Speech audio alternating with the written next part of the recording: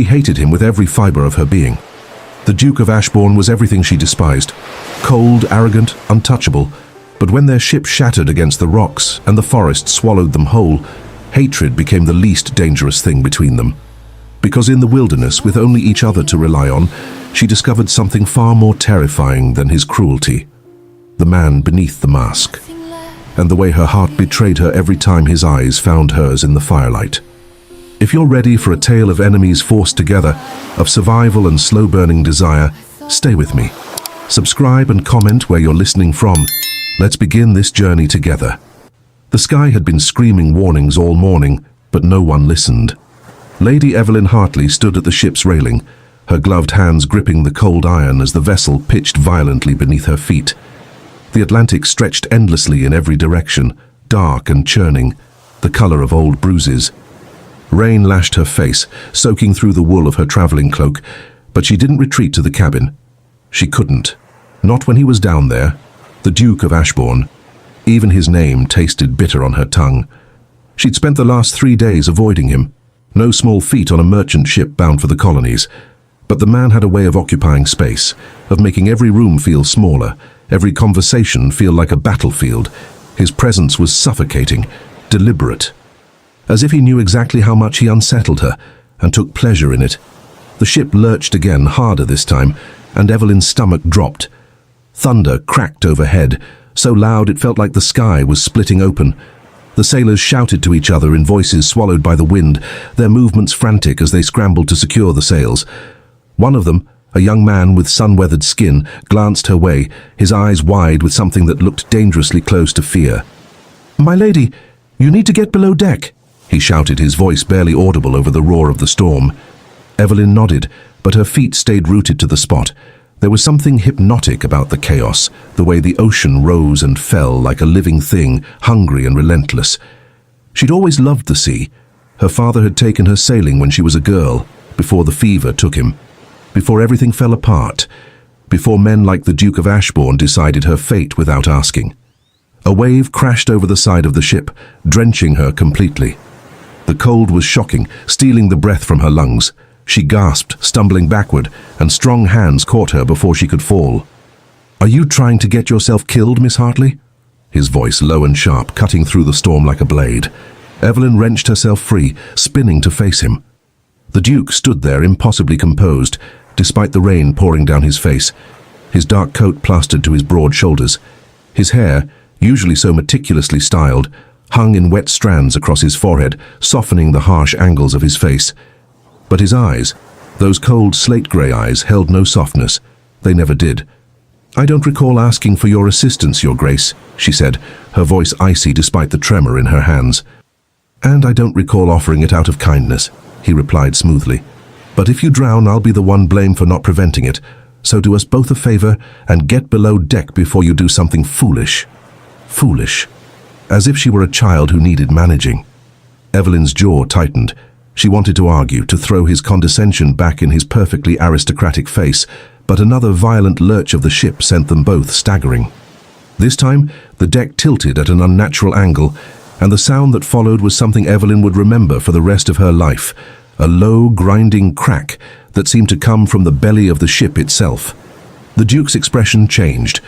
Just for a moment, the mask slipped and she saw something flicker in his eyes. Alarm? No, more than that. Fear. "Move," he said, his voice no longer sharp, but urgent. His hand closed around her wrist, firm and unyielding, and he pulled her toward the stairs leading below deck. "What's happening?" she demanded, trying to keep her footing as the ship groaned beneath them. "We're taking on water," he said flatly. "The hull's been breached." The words didn't make sense at first, or maybe they did, but her mind refused to accept them. Ships didn't just sink, not like this, not in the middle of the Atlantic with no land in sight. They reached the narrow stairwell and the Duke pushed her ahead of him, his body a solid wall at her back, as they descended into the chaos below. The corridor was packed with passengers and crew, all shouting, all moving in different directions. A woman clutched a crying infant to her chest.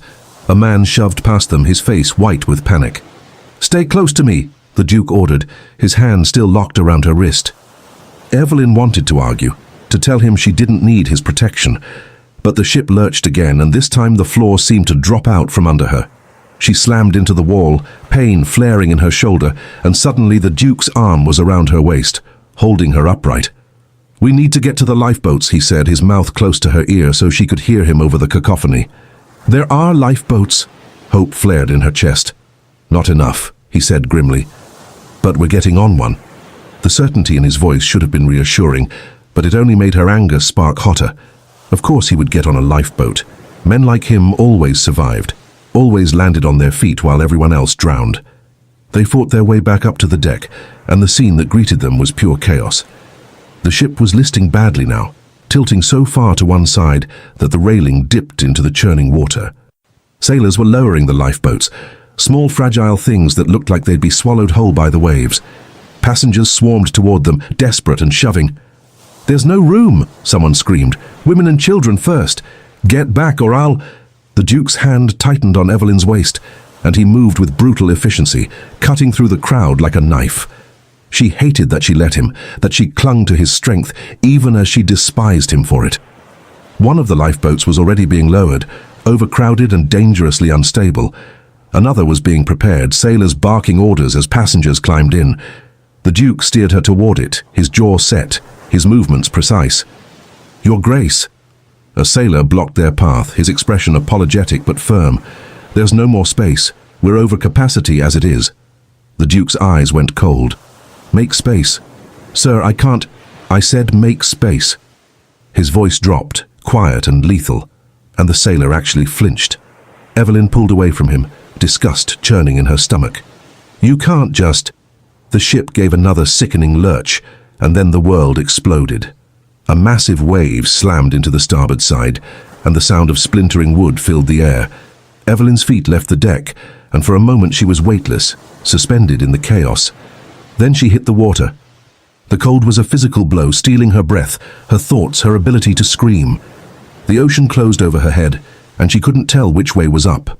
Her heavy skirts dragged her down, the fabric tangling around her legs. She kicked, thrashed, her lungs burning, panic clawing at her throat, and then something grabbed her. Strong arms locked around her chest, hauling her upward. She broke the surface, gasping, choking on salt water. The Duke's face was inches from hers, his eyes fierce and blazing. "Don't fight me," he commanded. "Just breathe." She wanted to fight him, wanted to push him away and prove she didn't need him, but her body wouldn't obey. The cold was numbing everything, slowing her thoughts, making her limbs heavy and useless. The Duke kept one arm around her as he swam, powerful strokes that cut through the waves. She could feel the strain in his body, the way his breathing came harder, but he didn't stop. Didn't let go. "There," he shouted, and through the rain and spray she saw it, debris from the ship, a large section of wooden planking floating on the surface. He pushed her toward it, his hands on her waist, as he lifted her onto the makeshift raft. She collapsed onto it, coughing up seawater, her entire body shaking. A moment later, the Duke hauled himself up beside her, his chest heaving. For a long time, neither of them spoke. They just lay there, clinging to the wreckage as the storm raged around them, as the ship, what was left of it, disappeared beneath the waves. Evelyn turned her head and found the Duke staring at her. His face was pale beneath the tan, his lips tinged blue, but his eyes held hers, steady and unreadable. "You saved me," she said, the words barely more than a whisper. His jaw tightened. "Don't read too much into it." And there it was. The coldness she knew so well, back in place like armor.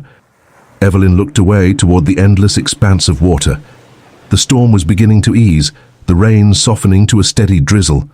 But there was no sign of land, no sign of the other lifeboats, just the two of them, alone in the vastness of the Atlantic. "We're going to die out here," she said quietly. The Duke was silent for a long moment. Then, in that same flat, emotionless tone, he said, "Not if I have anything to say about it." Evelyn closed her eyes and let the exhaustion pull her under. The sound of waves woke her. Not the violent, crashing roar of the storm, but something gentler, a rhythmic shushing that reminded her of lullabies her mother used to sing. For a moment, Evelyn let herself drift in that half-conscious space between sleep and waking, where nothing hurt and the world made sense. Then reality crashed back in, the shipwreck, the cold, the Duke. Her eyes snapped open, and pain flooded her senses. Every muscle in her body ached, stiff and protesting.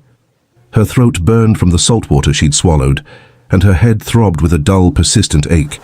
She tried to sit up and immediately regretted it, a wave of dizziness forcing her back down.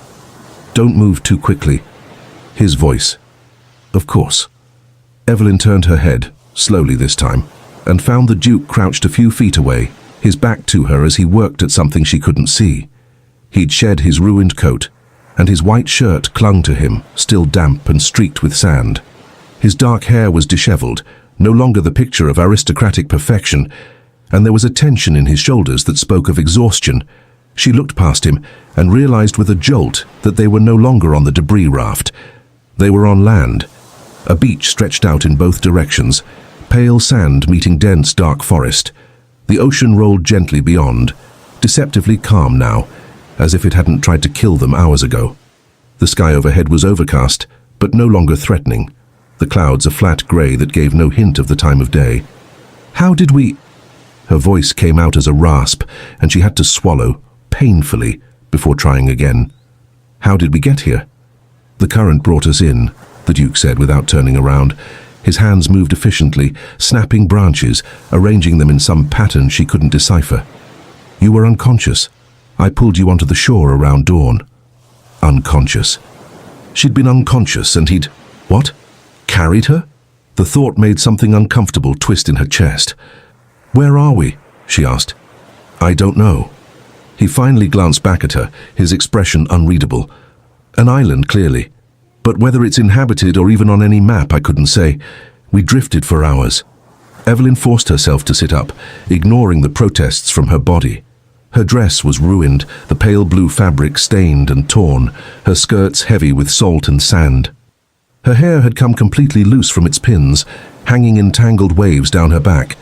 She probably looked like a drowned rat. The Duke, infuriatingly, still managed to look commanding despite everything. "What are you doing?" she asked, watching as he continued to work with the branches. "Building a fire? Or attempting to? The wood is damp, which makes it difficult." A fire. Of course, because they were stranded on an unknown island with no supplies, no shelter, and no guarantee of rescue. The reality of their situation settled over her like a cold blanket. "Do you even know how to build a fire?" The question came out more accusatory than she'd intended, but she was too tired and sore to care. His jaw tightened, the only sign that her words had landed. "I spent 2 years in the army, Miss Hartley. I'm not entirely useless in the wilderness." "You were in the army?" She couldn't keep the surprise from her voice. "Is that so difficult to believe?" "Yes," she said honestly. "You seem more suited to ballrooms than battlefields." Something flickered across his face, too quick to name. Appearances can be deceiving. He struck 2 pieces of flint together, and a small spark caught in the dry moss he'd nested between the branches. He leaned down, blowing gently, coaxing the ember to life.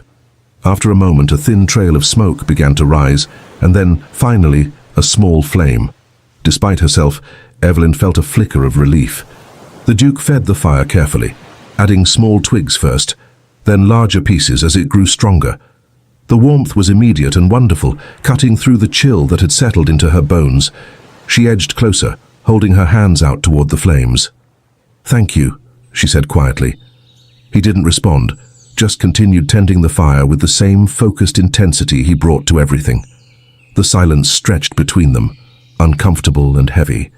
Evelyn watched him, studying the hard line of his profile, the way his hands moved with surprising gentleness despite their size. She'd never been this close to him for this long, never had the opportunity, or the misfortune, to observe him without the buffer of society's expectations. "Why do you hate me?" The question slipped out before she could stop it. The Duke's hands stilled. For a long moment he didn't move, didn't speak. Then, slowly, he turned to face her. "I don't hate you, Miss Hartley. You could have fooled me." Bitterness crept into her voice. "You've been nothing but cold and dismissive since the moment we met." His eyes, those impossible grey eyes, held hers with an intensity that made her breath catch. "I've been indifferent. There's a difference." Indifferent. Somehow, that was worse. "Why?" she pressed. "What did I ever do to you?" "You existed," he said flatly. in a way that complicated my life. Evelyn's hands curled into fists. I didn't ask to complicate your life. I didn't ask for any of this. Neither did I. The admission hung in the air between them, raw and unexpected. For the first time, she saw something crack in his carefully maintained facade, a glimpse of something that might have been genuine emotion. Your uncle, the Duke said after a moment, his voice carefully neutral again, made certain promises regarding your inheritance, promises that involved my cooperation. I didn't appreciate being maneuvered into a corner. Understanding dawned cold and sickening. The marriage contract. Among other things, Evelyn's uncle, her guardian since her father's death, had been trying to arrange a match for her for over a year. She'd refused every candidate and he'd grown increasingly desperate. The Duke of Ashbourne, with his title and fortune, would have been the crown jewel of potential suitors. I didn't know, she said quietly. I would never have agreed. It doesn't matter. The Duke stood abruptly, brushing sand from his trousers. The ship sank. The contract, along with all those other convenient arrangements, is at the bottom of the ocean. We have more immediate concerns. He was right, of course, but the revelation left her feeling hollowed out, exposed. He hadn't hated her. He'd resented being trapped, the same way she had. They'd both been pawns in someone else's game. The irony wasn't lost on her. They'd escaped society's machinations, only to be trapped together in an entirely different way. We need to find fresh water, the Duke said, his tone brisk and businesslike once more, and some form of shelter before nightfall. This beach is too exposed. Evelyn stood on shaky legs, using a piece of driftwood to steady herself. I'll help look. He gave her a long, assessing look that made her bristle. You can barely stand. I'll manage. She straightened her spine, meeting his gaze with as much dignity as she could muster in her bedraggled state. I'm not fragile, Your Grace, and I'm not going to sit by the fire like a helpless damsel while you do everything. His lips twitched, barely, almost imperceptibly, and she wondered if she'd imagined it. Very well, he said. But stay close. We don't know what's in those woods. Together, they left the beach and entered the forest. The trees closed around them like a living cathedral, dense and ancient and utterly silent. No birdsong, no rustle of small creatures in the undergrowth, just the soft crunch of their footsteps on the carpet of pine needles and dead leaves. It should have been beautiful, the way the filtered light fell in pale shafts through the canopy, the rich smell of earth and moss, the sense of stepping into another world entirely. But there was something oppressive about it too, something that made the hair on the back of Evelyn's neck stand up. Stay close, the Duke repeated, his voice low. She didn't argue. They walked for what felt like hours, though it was probably only 30 minutes. The Duke moved with surprising ease through the terrain, pausing occasionally to examine broken branches or disturbed soil with the focus of someone who actually knew what they were looking for. Evelyn followed, her dress catching on thorns and low branches, her legs aching with every step. Pride kept her from complaining. There, the Duke said suddenly, pointing ahead. She followed his gaze and saw it, a small stream cutting through the forest, the water running clear over smooth stones. Relief flooded through her. They approached the stream and the Duke knelt by the edge, cupping his hands to taste the water. After a moment, he nodded. It's fresh. No salt. We can drink. Evelyn dropped to her knees beside him, too thirsty to worry about propriety or maintaining distance. She dipped her hands into the cold water and brought it to her lips, drinking greedily. It was the best thing she'd ever tasted, clean and cold and life-giving. When she finally sat back, breathless and dripping, she found the Duke watching her with an expression she couldn't read. What? She asked defensively. Nothing. He looked away, back toward the forest. We should follow the stream. It might lead to a better location for shelter. They walked along the bank, the sound of running water a companionable presence in the otherwise silent woods. The forest began to change subtly, the trees spaced slightly farther apart, the undergrowth less dense. And then, through a gap in the foliage, Evelyn saw it. A small clearing protected on three sides by a natural rock formation that rose up like a wall. The stream ran along one edge, providing easy access to water. And best of all, tucked against the base of the rocks was what looked like the remnants of a shelter, old, half-collapsed, but still offering some semblance of protection. Someone was here before, Evelyn breathed. The Duke approached the structure cautiously. examining it with a critical eye. Hunters, maybe, or explorers. It's been abandoned for a while, but the basic framework is sound. We can repair it. We. The word hung between them, small but significant. It'll be dark soon, the Duke continued, already moving toward the fallen branches scattered around the clearing. Help me gather wood. We'll need a much larger fire than what we had on the beach if we want to stay warm through the night. Evelyn nodded and set to work. They worked in silence, falling into an unspoken rhythm.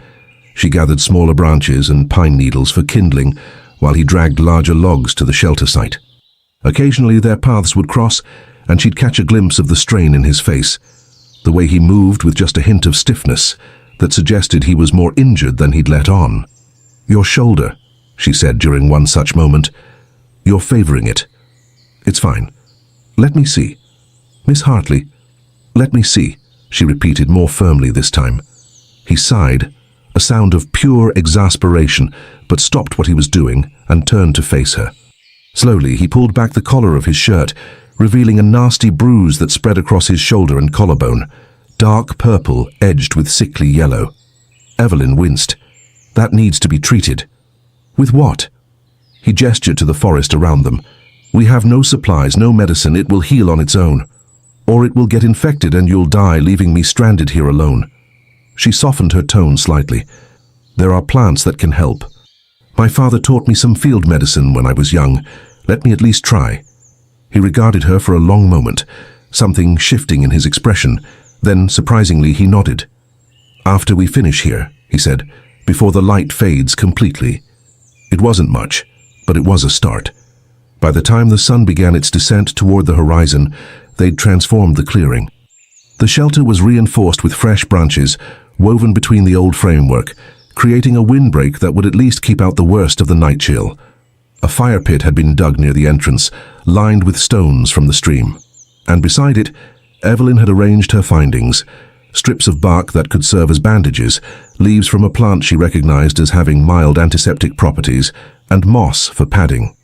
The Duke watched as she worked, his expression unreadable. "Sit," she instructed, gesturing to a flat rock near the fire. He obeyed with surprising docility, lowering himself onto the makeshift seat. Evelyn knelt beside him, her hands steady despite the sudden awareness of their proximity. She'd never touched him before, not really. Even during the shipwreck, it had all been chaos and survival instinct. This was different, deliberate, intimate in a way that had nothing to do with romance and everything to do with the strange vulnerability of caring for another human being. She began by cleaning the bruised area with water from the stream, using a piece of fabric torn from her already ruined petticoat. The Duke didn't flinch, though she knew it must have hurt. His jaw tightened slightly, and she could see the muscle jumping beneath the skin, but he made no sound. "You were in the army," she said softly, needing to fill the silence. "Where were you stationed?" "Spain, during the Peninsular War." "How long?" 2 years, until I was called back when my father died." His voice was flat, emotionless. "Duty demanded I take up the title." Evelyn crushed the antiseptic leaves between her palms, releasing their bitter scent, and pressed them gently against the worst of the bruising. "Did you want to go back? To the war?" The question surprised them both. The Duke was quiet for so long she thought he wouldn't answer. Then quietly, "Yes, I did." She understood what he wasn't saying, that becoming a duke had been a cage, not a crown, that the responsibilities and expectations had trapped him just as surely as society's rules had trapped her. "You're good at this," he said suddenly, watching her work. Evelyn felt heat rise to her cheeks, though she kept her focus on his shoulder. "My father believed women should know practical skills. Medicine. Navigation. Things beyond needlepoint and watercolors. My uncle thought it was scandalous." "Your uncle sounds like a fool." She looked up, startled, and found the Duke's eyes on her. Really on her for perhaps the first time since they'd met. There was no coldness there now, no carefully maintained distance, just something raw and honest that made her heart skip. "Thank you," she whispered. His hand came up, slowly, carefully, and his fingers brushed a strand of damp hair back from her face. The touch was feather-light, barely there, but it sent a shock of awareness through her entire body.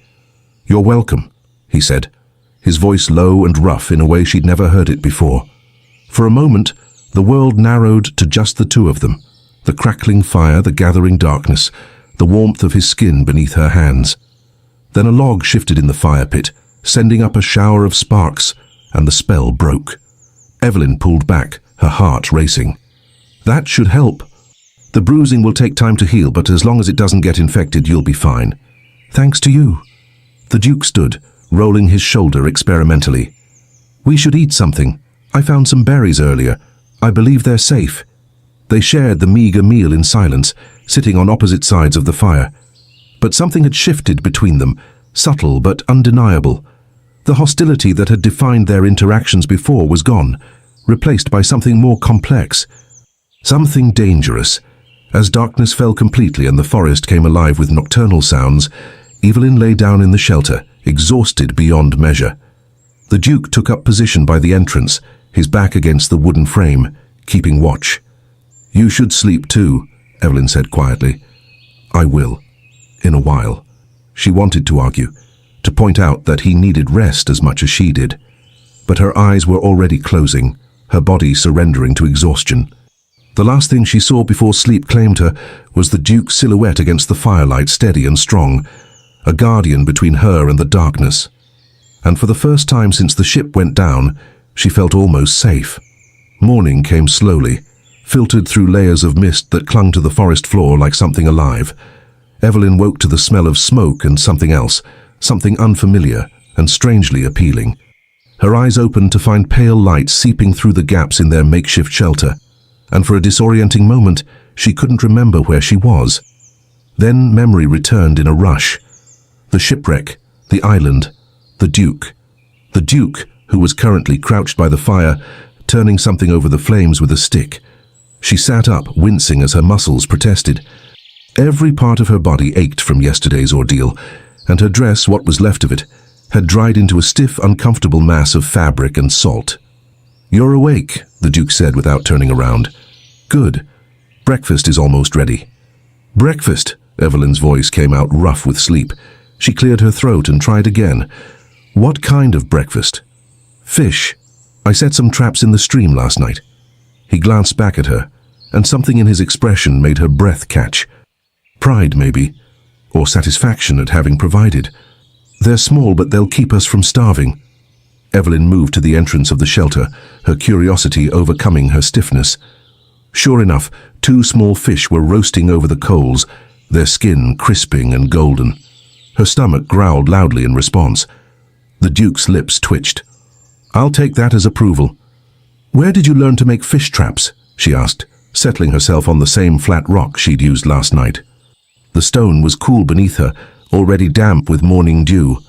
The army, and before that my grandfather's estate in Scotland. He removed the fish from the fire, using 2 flat stones as makeshift plates. We had a river that ran through the property. My brother and I used to spend entire summers there living like savages, while our tutors despaired. It was the most personal information he'd ever shared with her, the most human he'd ever seemed. You have a brother? She accepted the fish he offered, the heat of it warming her palms through the stone. Something shuddered in his expression. Had. He died at Waterloo. I'm sorry. The words felt inadequate, but she meant them. The Duke didn't respond, just turned his attention to his own meal. They ate in silence, Evelyn trying not to wolf down the food despite her gnawing hunger. The fish was surprisingly good, smoky and tender, with a richness that reminded her how long it had been since she'd eaten anything substantial. When they finished, the Duke stood and surveyed the forest with the same assessing look she'd seen him use in ballrooms, calculating odds and strategies. We need to explore, he said. Find out how large this island is, whether there are any other survivors, and if there's any hope of signaling a passing ship. You think there might be other survivors?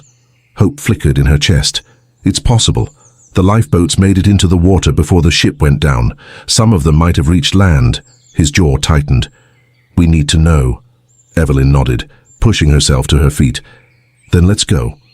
They followed the coastline, staying just inside the tree line where the forest met the beach. The Duke moved with purpose, his long strides eating up ground while Evelyn struggled to keep pace in her ruined dress. The fabric kept tangling around her legs, the weight of it dragging with every step. After the 3rd time she stumbled, the Duke stopped and turned back to her, frustration clear on his face. "That dress is going to get you killed," he said bluntly. "I'm aware of that, thank you." Evelyn's own frustration bled into her voice. "Unfortunately, I didn't pack alternative clothing for a shipwreck." The Duke studied her for a long moment, then seemed to come to some decision. "Wait here." He disappeared into the forest before she could ask what he was doing. Evelyn stood on the beach, feeling ridiculous and exposed, the morning sun already beginning to heat her skin. She could hear the ocean behind her, deceptively peaceful now, lapping gently at the shore, as if it hadn't destroyed an entire ship less than 2 days ago. The Duke returned, carrying several long strips of something green. Vines, she realized, thick and fibrous. "Turn around," he instructed. "I beg your pardon?" "Your dress. The skirts need to be shortened, or you'll break your neck before we make it a mile." His tone was matter-of-fact, as if he were discussing the weather. "I'm going to tie them up, unless you'd prefer to do it yourself." Evelyn's face heated. The thought of him touching her dress, of his hands that close to her body, made something flutter nervously in her stomach. But he was right. The dress was dangerous in its current state. "Fine," she said stiffly, and turned around. She felt rather than saw him move closer. His presence was a tangible thing at her back, warm and solid. Then his hands were at her waist, gathering the excess fabric of her skirts with surprising efficiency. His fingers brushed against her hip through the layers of cloth, and she had to bite her lip to keep from gasping at the contact. "Hold still," he murmured, his voice closer than she'd expected. He worked quickly, using the vines to tie the gathered fabric up and out of the way. It wasn't elegant, she probably looked absurd, but when he stepped back and she took an experimental step, the difference was immediate. She could move freely, her legs unencumbered. "Better?" he asked. She turned to face him and found his eyes on her with an intensity that made her skin feel too tight. "Yes. Thank you." Something passed between them, a charge in the air, heavy and unspoken. Then the Duke looked away, clearing his throat. "We should keep moving. We're losing daylight." They walked for hours, the forest on one side and the ocean on the other, neither speaking much. The island was larger than Evelyn had initially thought, the coastline stretching on seemingly forever. They found no signs of other survivors, no wreckage beyond what had already washed up on their beach, no footprints, no evidence of campfires, just endless sand and trees and the constant sound of waves. "Maybe they landed on the other side," Evelyn said, though even to her own ears the hope sounded hollow. "Maybe," the Duke agreed, but she could hear the doubt in his voice. The sun was directly overhead when they stopped to rest in the shade of an enormous oak tree. Evelyn sank down onto the sand, her legs trembling with exhaustion. The Duke remained standing for a moment longer, scanning the horizon with those sharp, calculating eyes. "We should head back," he finally said. "We've covered enough ground for today, and I don't want to be caught out here after dark." Evelyn nodded, too tired to argue, but as she started to push herself up, her hand touched something half buried in the sand, something that didn't feel like a shell or a rock. She dug it out carefully, her heart beginning to pound. It was a knife, not a sailor's knife or something that might have come from the ship. This was different, older, the handle wrapped in cracked leather, the blade rusted but still intact. Someone had been here, someone who had needed a weapon. The Duke crouched beside her, taking the knife from her hands. He turned it over, examining it with a frown. "This has been here a while," he said quietly. "Months, at least, maybe longer. But someone was here."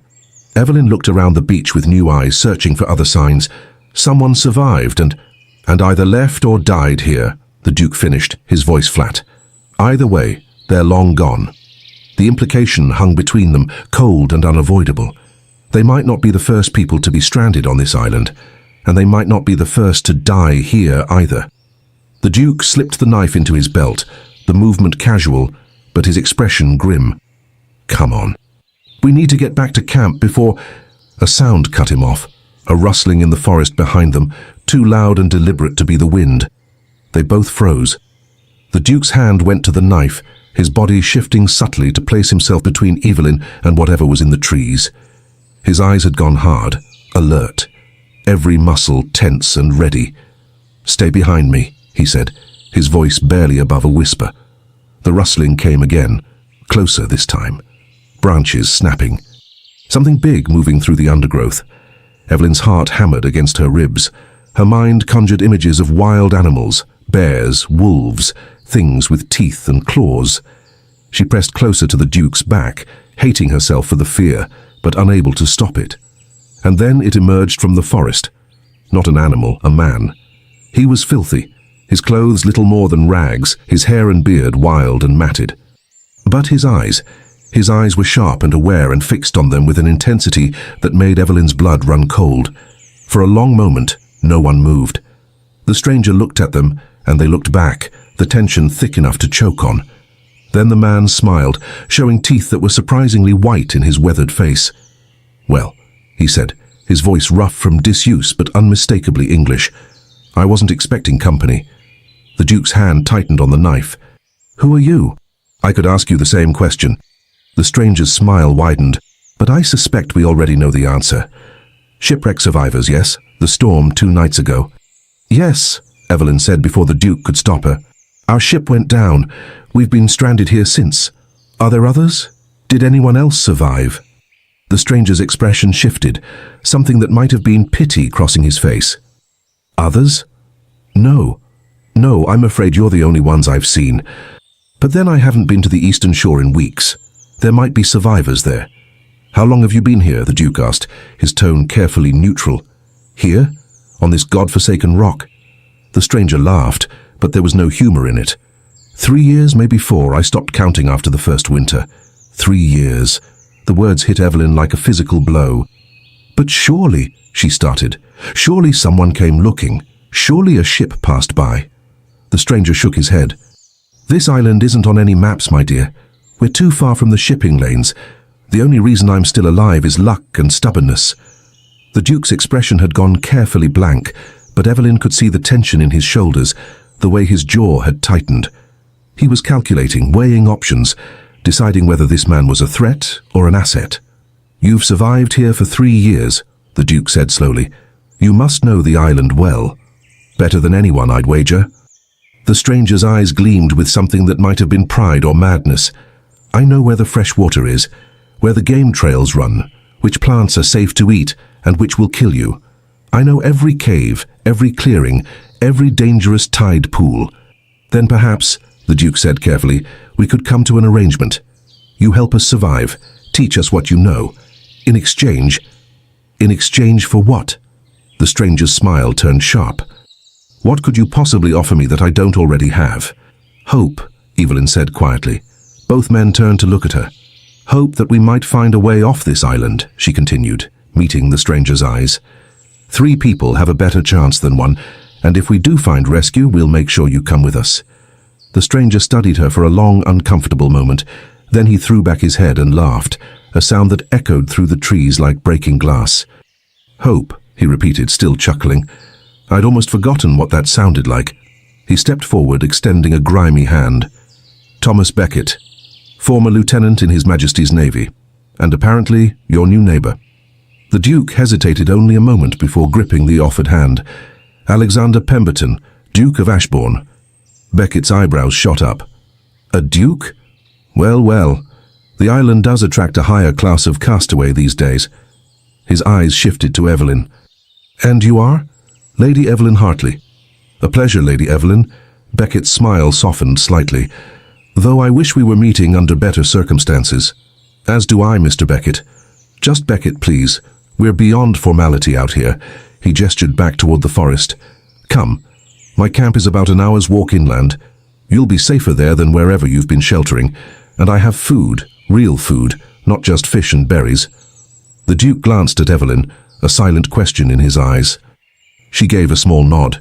They didn't have much choice. "Lead the way," the Duke said.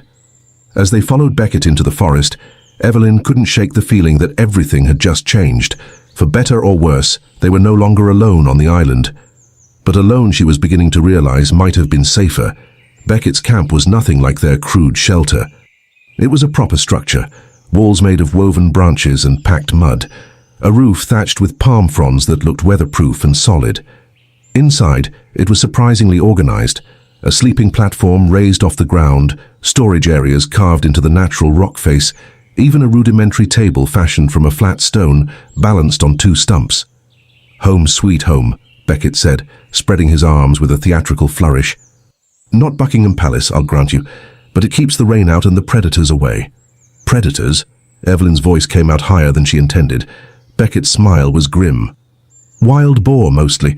They're not native to the island, probably left by explorers centuries ago, but they've thrived here. Mean bastards, especially the males. Keep your distance if you see one." The Duke moved through the space with the same assessing look he'd worn earlier, cataloguing every detail. Evelyn watched him take note of Beckett's supplies: dried meat hanging from the ceiling, clay pots that likely held water or preserved food, fishing nets mended and ready for use, and, most tellingly, weapons. A spear leaning against the wall, a bow with a quiver of arrows, several more knives of varying sizes.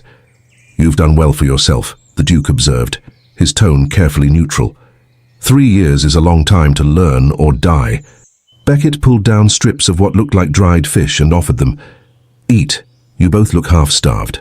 Evelyn accepted gratefully, too hungry to be polite. The fish was tough and salty, but it was food, and her body craved it desperately. "The Eastern Shore," the Duke said between bites. "You mentioned you haven't been there in weeks. How large is this island?" "Maybe 10 miles across at the widest point, less from north to south." Beckett settled himself on the stone table, his posture relaxed but his eyes sharp. "The Eastern Shore is rockier, harder to traverse. If your ship went down during the storm, any survivors who made it to land would more likely wash up there. The currents run that direction." Hope flared again in Evelyn's chest. "Then we need to go there. We need to search." "We will," the Duke said firmly. "Tomorrow, after we've rested and prepared properly." Beckett's gaze moved between them, something calculating in his expression. "You two make an interesting pair. A duke and a lady stranded together. I imagine society would have quite a bit to say about that." "Society is the least of our concerns at the moment," the Duke said coldly. "True enough." Beckett's smile was knowing. "Out here, the old rules don't mean much. Survival is the only thing that matters." The words hung in the air, heavy with implication. As the afternoon wore on, Beckett showed them around his territory, the best fishing spots in the stream, the grove where edible plants grew, the paths that were safe to travel, and the areas to avoid. He moved through the forest with the confidence of someone who'd earned every bit of his knowledge through hard experience. "The island has moods," he explained as they walked. "The weather can turn violent in minutes. The tides are treacherous on the northern point. And there are caves along the western cliffs, but they flood during storms. I lost a full week's worth of supplies learning that particular lesson." Evelyn listened carefully, committing every detail to memory. Beside her, the Duke did the same, his questions precise and strategic. She could see him building a mental map of the island, identifying resources and dangers with military efficiency. They were alike in that way, she realized. Both of them adapting, assessing, refusing to give in to despair. "There's one more thing you should know," Beckett said as they headed back to his camp. The sun was beginning to set, painting the sky in shades of amber and blood. "The northeastern corner of the island. There's something there. Ruins. Old stone structures that predate any British presence in these waters." "Ruins?" The Duke's interest sharpened. "What kind of structures?" "I don't know. I've only been there twice, and both times." Beckett's expression darkened. "Both times I felt like I was being watched, like something was waiting there. Call it superstition if you want, but I don't go there anymore." A chill ran down Evelyn's spine, despite the warm evening air. "Noted," the Duke said calmly. "We'll avoid the area." They returned to find Beckett's fire already prepared, the flames casting dancing shadows across the camp. He produced more food, roots that had been roasted until they were sweet and tender, and a small portion of meat from an animal Evelyn didn't recognize and decided not to ask about. As they ate, Beckett asked questions: where they were from, what had brought them onto the ship, how they'd survived the wreck. The Duke answered with his usual economy of words, revealing nothing that wasn't strictly necessary. But Evelyn found herself talking more than she'd intended, perhaps because Beckett was the first new person they'd encountered in days, or perhaps because the isolation was already making her desperate for human connection beyond the Duke's brooding presence. "So you were running away," Beckett said when she mentioned her uncle's attempts to arrange her marriage. "I was seeking freedom," Evelyn corrected, lifting her chin. "There's a difference."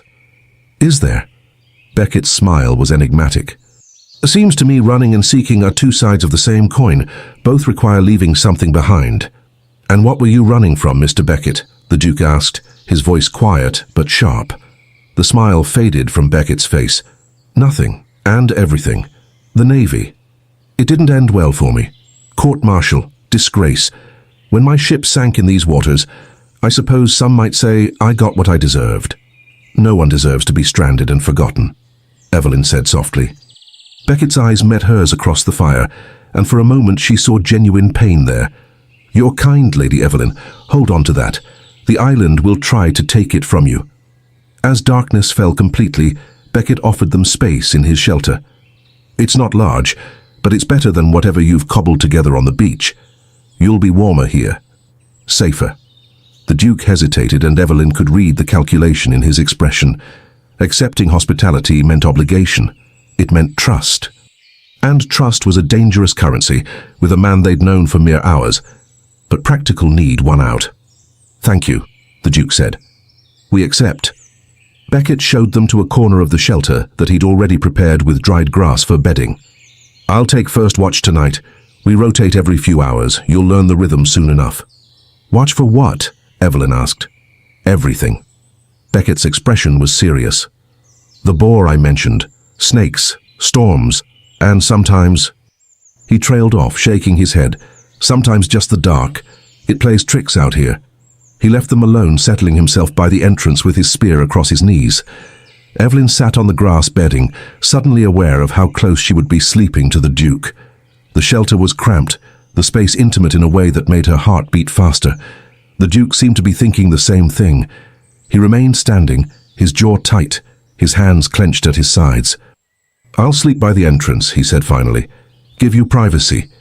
"Don't be ridiculous. You need rest as much as I do, and Beckett's already at the entrance." Evelyn kept her voice steady, practical. "We're adults. We can manage one night of proximity without it being scandalous." His eyes found hers in the dimness, and she saw something flicker there, something that made her breath catch. "As you wish," he said quietly. He lowered himself to the other side of the makeshift bed, carefully maintaining distance. But the space was small, and Evelyn could feel the heat of him beside her, could hear the sound of his breathing in the darkness. "Your Grace," she whispered after a long silence. "Alexander." "What?" "My name is Alexander." He shifted slightly, and she felt rather than saw him turn toward her. "If we're going to survive here together, you might as well use it." "Alexander," she repeated, testing the name. It felt intimate, dangerous, like crossing a line she couldn't uncross. "Then you should call me Evelyn." "Evelyn." The way he said it, low and careful, made something warm unfurl in her chest. "Do you think Beckett is telling the truth?" she asked. "About being here for 3 years?" "I don't know, but his survival skills are real enough." Alexander was quiet for a moment. "We'll keep our guard up. Trust, but verify." "That sounds lonely." "It sounds smart." Evelyn rolled onto her side, though she couldn't see his face in the darkness. "Is that how you've lived? Never trusting anyone completely?" "It's kept me alive." "But has it made you happy?" The question hung between them, too personal and too raw. She half expected him to shut her down, to retreat behind his usual walls. Instead, he surprised her. "No," he admitted quietly. "It hasn't." Evelyn's heart squeezed. She reached out in the darkness, her hand finding his. His fingers were warm and calloused, and they closed around hers with surprising gentleness. "We'll find a way off this island," she said. "We'll survive this. Together." "Together," he repeated, and something in his voice made it sound like a promise. They fell asleep like that, hands clasped in the darkness, the sound of the ocean distant and the fire crackling softly outside their shelter. Neither of them saw Beckett watching from the entrance, his expression unreadable, his eyes reflecting the firelight like a predator's in the night. Dawn broke with the sound of rain. Not the violent deluge of the storm that had destroyed their ship, but a steady, persistent drizzle that turned the world grey and made everything damp. Evelyn woke to the sensation of Alexander's hand still holding hers, his breathing deep and even beside her. For a moment she didn't move, didn't want to break whatever fragile thing had formed between them in the darkness. Then Beckett's voice cut through the morning quiet.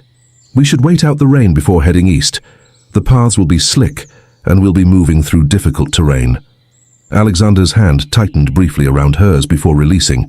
He sat up, his hair mussed from sleep, a shadow of stubble darkening his jaw.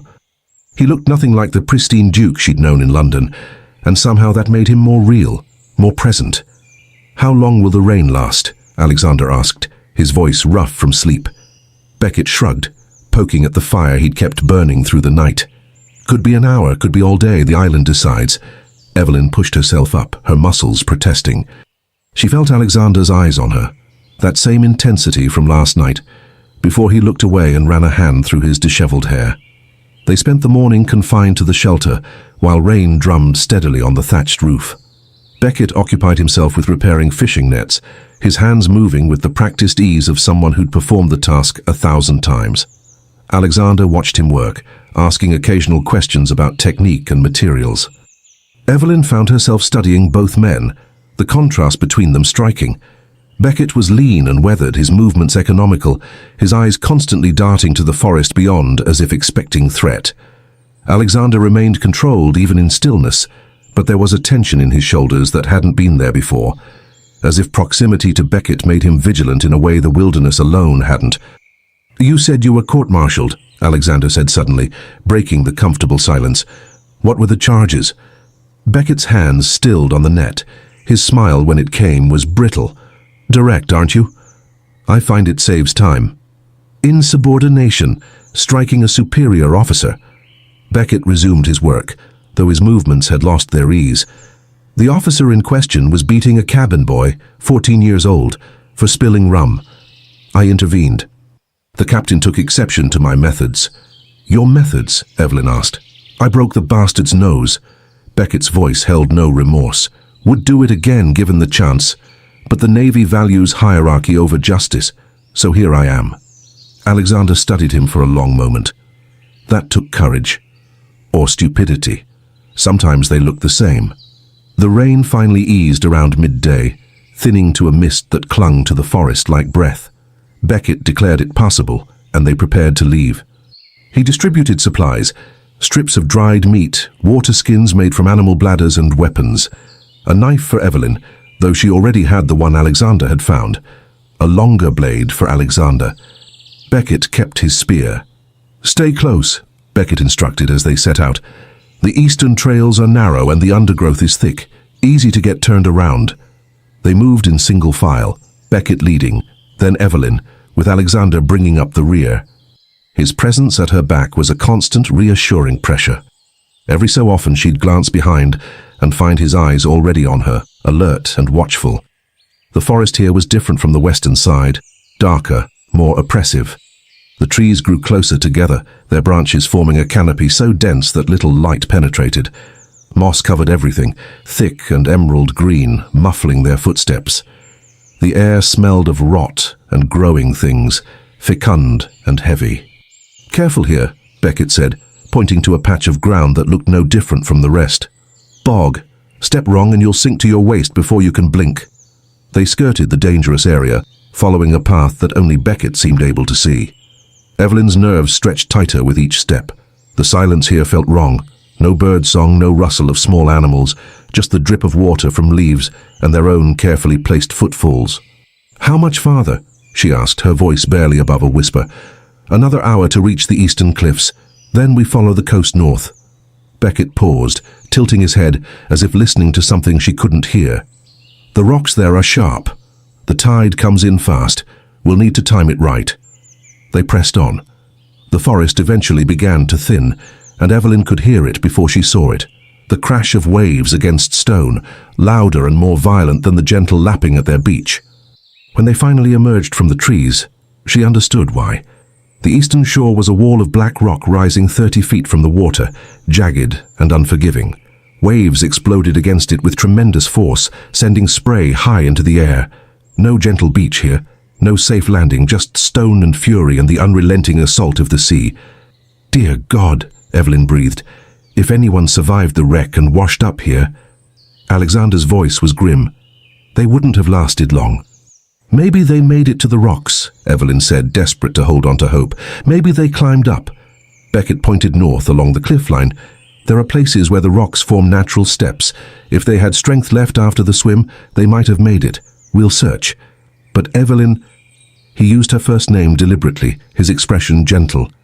Don't expect miracles. They spent hours traversing the cliffs, searching every accessible outcropping and crevice. The rocks were slippery with spray, treacherous even in the fading afternoon light. Alexander insisted on going first wherever the path was dangerous, testing each handhold before allowing Evelyn to follow. "I'm not helpless," she snapped after the third time he physically blocked her way to check the route ahead. "I know that." His eyes met hers, fierce and unwavering. "But if you fall, I'll go down after you, and then we'll both be dead. So let me be cautious." The words struck her silent. The implication in them, that he would follow her into death without hesitation, made something in her chest constrict painfully. They found evidence of the wreck as the day wore on. Pieces of timber wedged between rocks. A trunk floating in a tidal pool, its contents ruined by salt water. A sailor's cap caught on an outcropping, but no people, no signs of survivors. Until Beckett called out from farther up the cliff. "Here, I found something." Evelyn and Alexander scrambled over the rocks to reach him. Beckett stood at the entrance to a small cave, barely more than a hollow in the cliff face, pointing to something inside. Footprints, human footprints, pressed into the sandy floor of the cave. And more than that, marks on the wall, scratched into the stone with something sharp. Letters, crude but deliberate. Alexander moved closer, his expression intent as he read aloud. 7 made it to shore. 3 injured, following the coast north. God have mercy. When? Evelyn's voice shook. How long ago? Beckett knelt by the footprints, examining them with the careful attention of a tracker. Not fresh? 2 days, maybe 3. Before the rain. The same night as our wreck, Alexander said quietly. 7 survivors. 7 people who'd made it this far, only to disappear into the island's embrace. They went north, Evelyn said, hope kindling again. We can follow their trail. We can find them. It's nearly dark, Beckett cautioned. These cliffs are dangerous enough in daylight. In darkness, they're suicide. Then we camp here tonight and leave at first light. Alexander's tone brooked no argument. Those people need help. They could be injured, lost, dying. Beckett's eyes narrowed. Or they could be dead already. The island takes what it wants, Your Grace. Sometimes the kindest thing is to accept that. I don't accept it. Alexander's voice was cold steel. We search until we find them or find proof they're gone. That's not negotiable. For a moment, tension crackled between the two men, and Evelyn wondered if it would come to violence. Then Beckett's expression shifted into something like respect. Very well, we search. He gestured to the cave. This is as good a place as any to shelter for the night. Small, but defensible. I'll gather firewood before the light fails completely. He disappeared back down the rocks, leaving Evelyn and Alexander alone in the cave's entrance. That was bold, Evelyn said quietly, challenging him like that. He needed to understand where we stand. Alexander turned to her, and in the fading light, his eyes were dark and unreadable. Those survivors are out there, Evelyn, scared and hurt and praying someone will find them. I won't abandon them to make things easier for us. I know. She reached out and touched his arm, feeling the tension coiled in his muscles. That's why I... She stopped, unsure how to finish the sentence. Why you what? His voice had gone soft, intimate in a way that made her pulse quicken. Why I'm beginning to think I was wrong about you. The admission cost her, but it was true. You're not the man I thought you were. His hand came up to cover hers where it rested on his arm. Neither are you the woman I thought. You're stronger, braver. His thumb traced a circle on her wrist, a touch so light it might have been accidental. More stubborn, certainly. Despite everything, the danger, the isolation, the fear, Evelyn found herself smiling. I could say the same about you. Stubborn? Among other things. They stood there as the darkness gathered, close enough that she could feel the warmth of him, could see the way his gaze dropped to her mouth before jerking away. The air between them felt charged, heavy with things neither of them knew how to say. Then Beckett's voice shattered the moment. Got wood? And I found something else you'll want to see." They moved apart quickly, the spell broken, but when Alexander extended his hand to help her down from the cave entrance, Evelyn took it without hesitation, and neither of them let go as they descended to where Beckett waited. The something else turned out to be more wreckage, a ship's chest that had washed into a protected pool among the rocks. Together, they managed to haul it onto dry ground and force the warped lid open. Inside, miraculously preserved by the chest's tight seal, blankets, medical supplies, flint and steel, and a pistol with a small amount of powder wrapped in oilcloth. "This changes things," Alexander said, examining the pistol with practiced hands. "It's not much, but it's better than knives and spears." "Better for what?" Beckett's voice held an edge Evelyn hadn't heard before. "Hunting? Defense? Or did you have something else in mind?" Alexander met his eyes steadily. "Whatever becomes necessary." Another moment of tension, sharp and dangerous. Then Beckett smiled, though it didn't reach his eyes. "Keep it then, you might need it." They built a fire in the cave entrance, using the rocks as a windbreak. The blankets from the chest made their shelter significantly more comfortable, and the medical supplies, though limited, would be invaluable if they found the survivors. As the three of them shared another meager meal, Evelyn found her gaze drawn repeatedly to the darkness beyond their fire. Out there, somewhere in the night, 7 people were either surviving or already dead, and tomorrow they would find out which. "Tell me about the ruins," Alexander said suddenly, breaking the silence. "The ones you mentioned in the northeast." Beckett's jaw tightened. "Why?" "Because if the survivors followed the coast north, they might have found them. Shelter would be their first priority." "The ruins aren't shelter." Beckett's voice had gone flat. "They're wrong. The stones are arranged in patterns that don't make sense. There are markings on them, not any language I recognize. And the feeling there—" He shook his head. "I told you, something watches from those ruins." "You said you've been there twice," Evelyn pressed. "What happened those times?"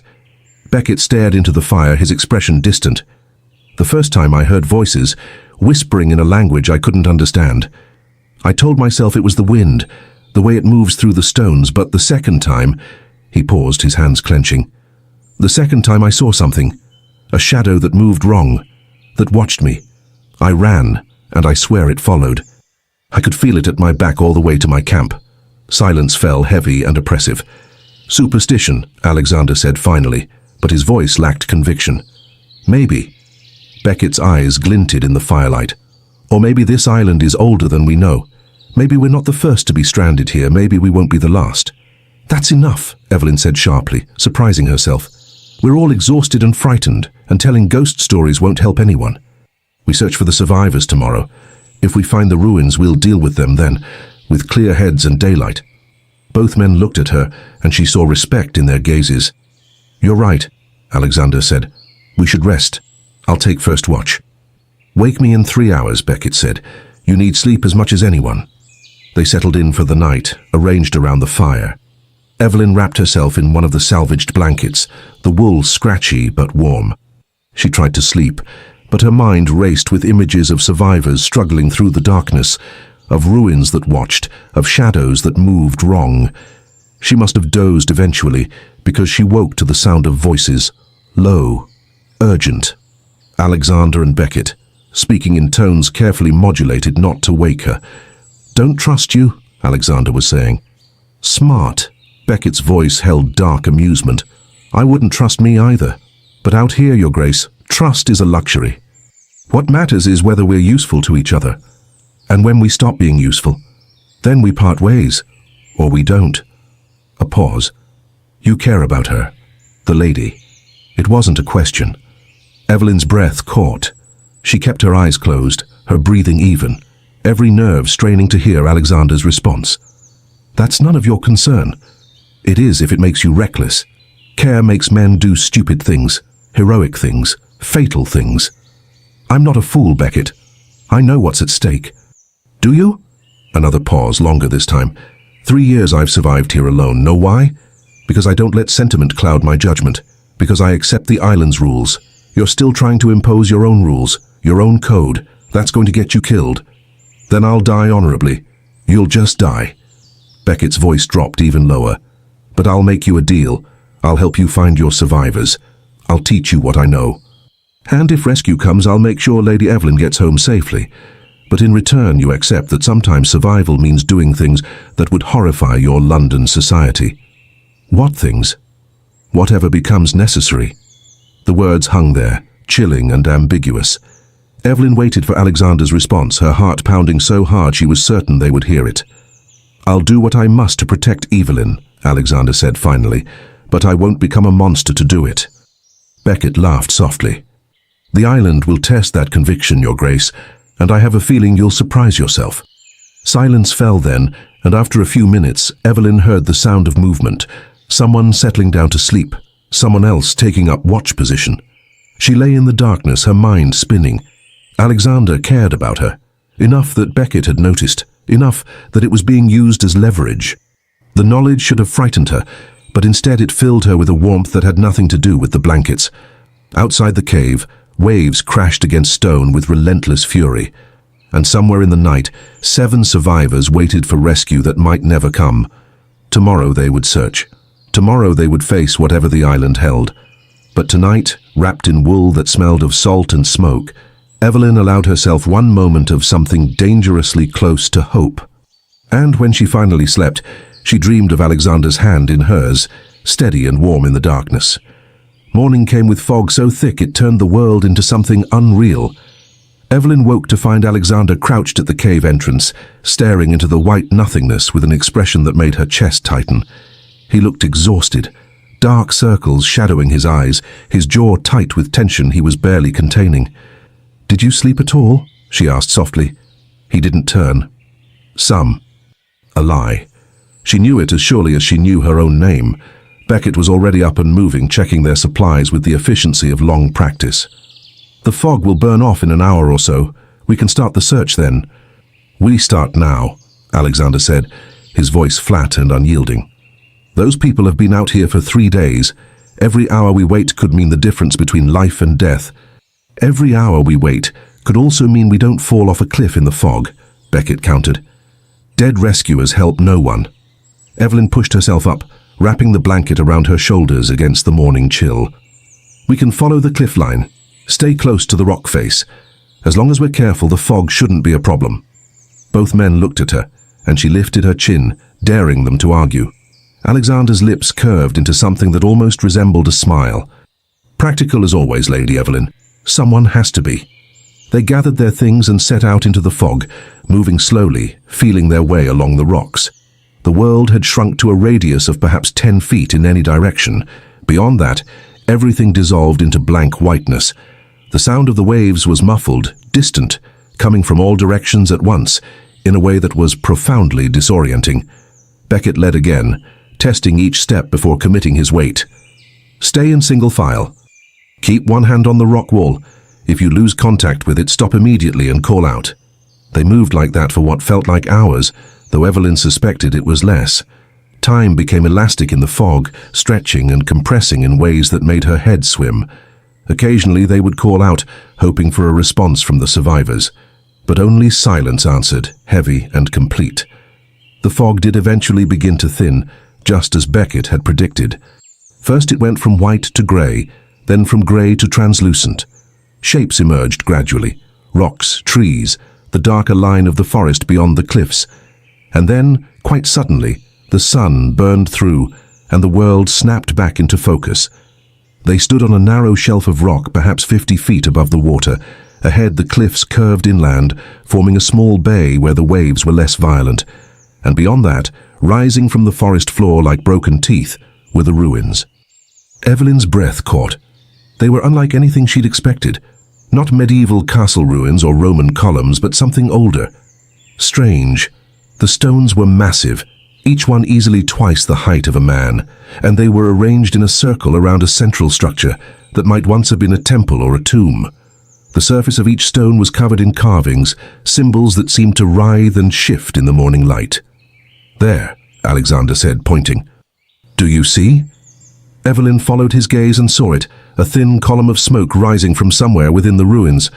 A fire, which meant people, which meant survivors. "Thank God," she breathed, but Beckett's expression had gone dark, his hand tight on his spear. "Something's wrong." What do you mean? Alexander demanded. The smoke, it's too thin. A survival fire would be larger, hotter. That's barely an ember. His eyes scanned the ruins with growing unease. And I don't hear anything. No voices, no movement, nothing. He was right. The silence was complete, unnatural. Even the birds that had begun to call with the sunrise seemed to avoid this area. We need to get down there, Alexander said, already looking for a path. Wait. Beckett grabbed his arm. Let me go first. Scout, if something's wrong, they need help more, not less. Alexander pulled free, his face set in determined lines. You can come or you can stay, but I'm going. He started down the rocks without waiting for a response. Evelyn moved to follow, but Beckett's hand on her shoulder stopped her. Stay close to me, he said quietly. If things go bad, I'll get you out. That's the promise I made. I don't need protection, she started, but he cut her off. Everyone needs protection eventually, even dukes, even ladies who think they're stronger than they are. His eyes were serious, almost sad. Just stay close, Evelyn. Please. The use of her name, the genuine concern in his voice made her nod. They descended together, following Alexander's path. The rocks gave way to sandy soil, then to the cleared area around the ruins. Up close, the stones were even more massive, and the carvings. Evelyn couldn't look at them directly. They seemed to pull at her eyes to suggest patterns her mind refused to complete. Alexander, she called softly, be careful. He glanced back, and the look he gave her was so fierce, so protective that it stole her breath. Then he turned and moved into the ruins. The temple, if that's what it was, had no roof, just massive walls forming a circular chamber perhaps 30 feet across. The smoke they'd seen was coming from the center, where a small fire burned down to coals. And around it, Evelyn's hand flew to her mouth, stifling a cry. Bodies. 7 of them, arranged in a circle around the fire with an almost ceremonial precision. They weren't bloody or visibly injured. They simply looked like they were sleeping, their faces peaceful, their hands folded on their chests. But they weren't sleeping. Alexander moved among them, checking for pulses with a methodical efficiency that spoke of military training. After the 3rd body, he stopped, his shoulders sagging. They're dead, he said quietly. All of them. No marks. No signs of violence, just dead. How? Evelyn managed, though her voice came out as barely more than a whisper. I don't know. Alexander stood looking around the chamber with growing unease. But this was deliberate. Someone arranged them like this. Or something, Beckett said from the entrance. He hadn't entered the chamber, Evelyn realized. He stood just outside the stone circle, his face pale, his eyes wide. I told you, the ruins are wrong. People don't just die like this. Not 7 healthy people all at once. Alexander's jaw tightened. There's always an explanation.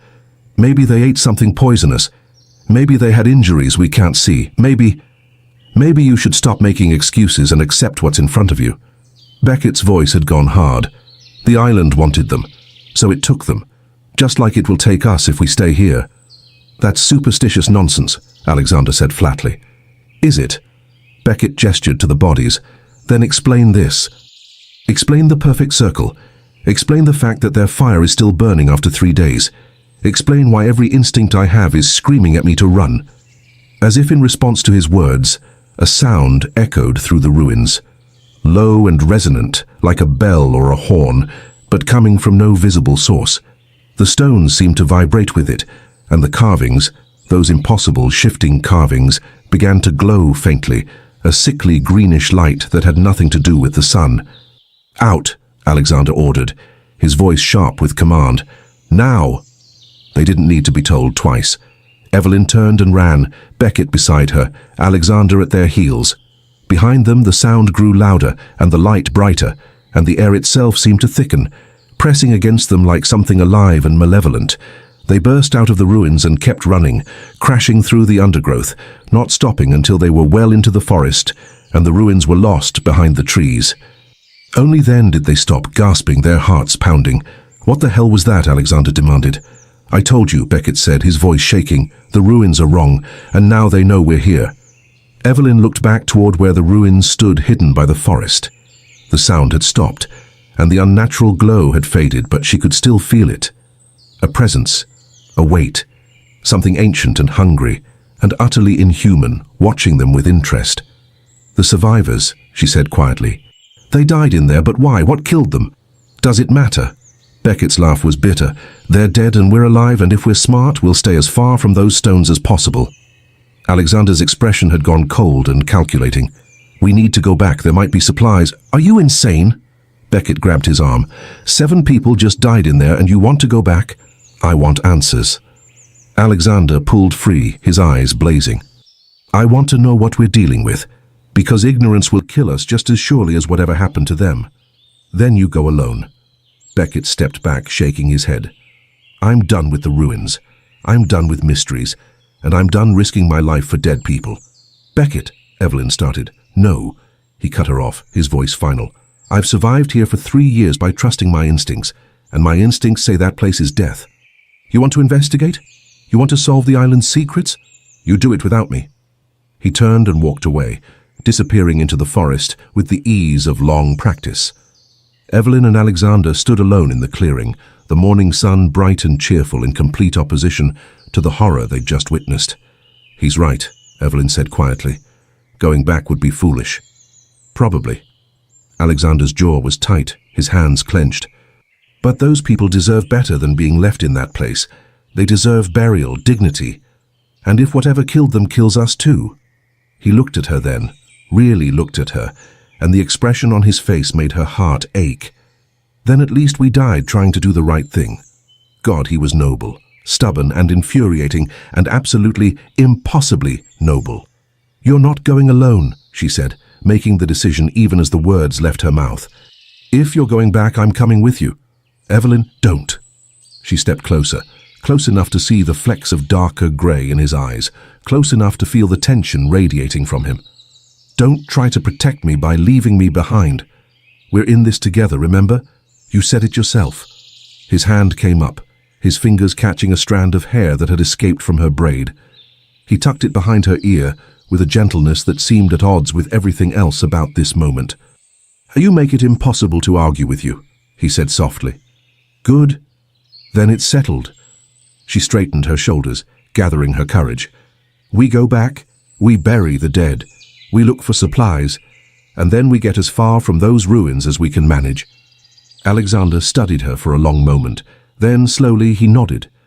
"Together," he said. "Together," she echoed. They made their way back to the ruins, moving slowly, every sense alert for danger. The stones stood as they had before, massive and ancient and wrong. But the glow was gone and the sound had faded, and in the bright light of midday, it was almost possible to believe it had been a hallucination. Almost. They found tools among the dead. A small shovel, rope, water flasks that were still miraculously full. Alexander organized their efforts with military precision, and together they dug graves in the soft earth beyond the stone circle. It took hours, back-breaking work under the hot sun, but neither of them complained. Each body they moved revealed more questions. No injuries, no signs of illness. Just 7 people who had simply stopped living, as if their souls had been extinguished like candle flames.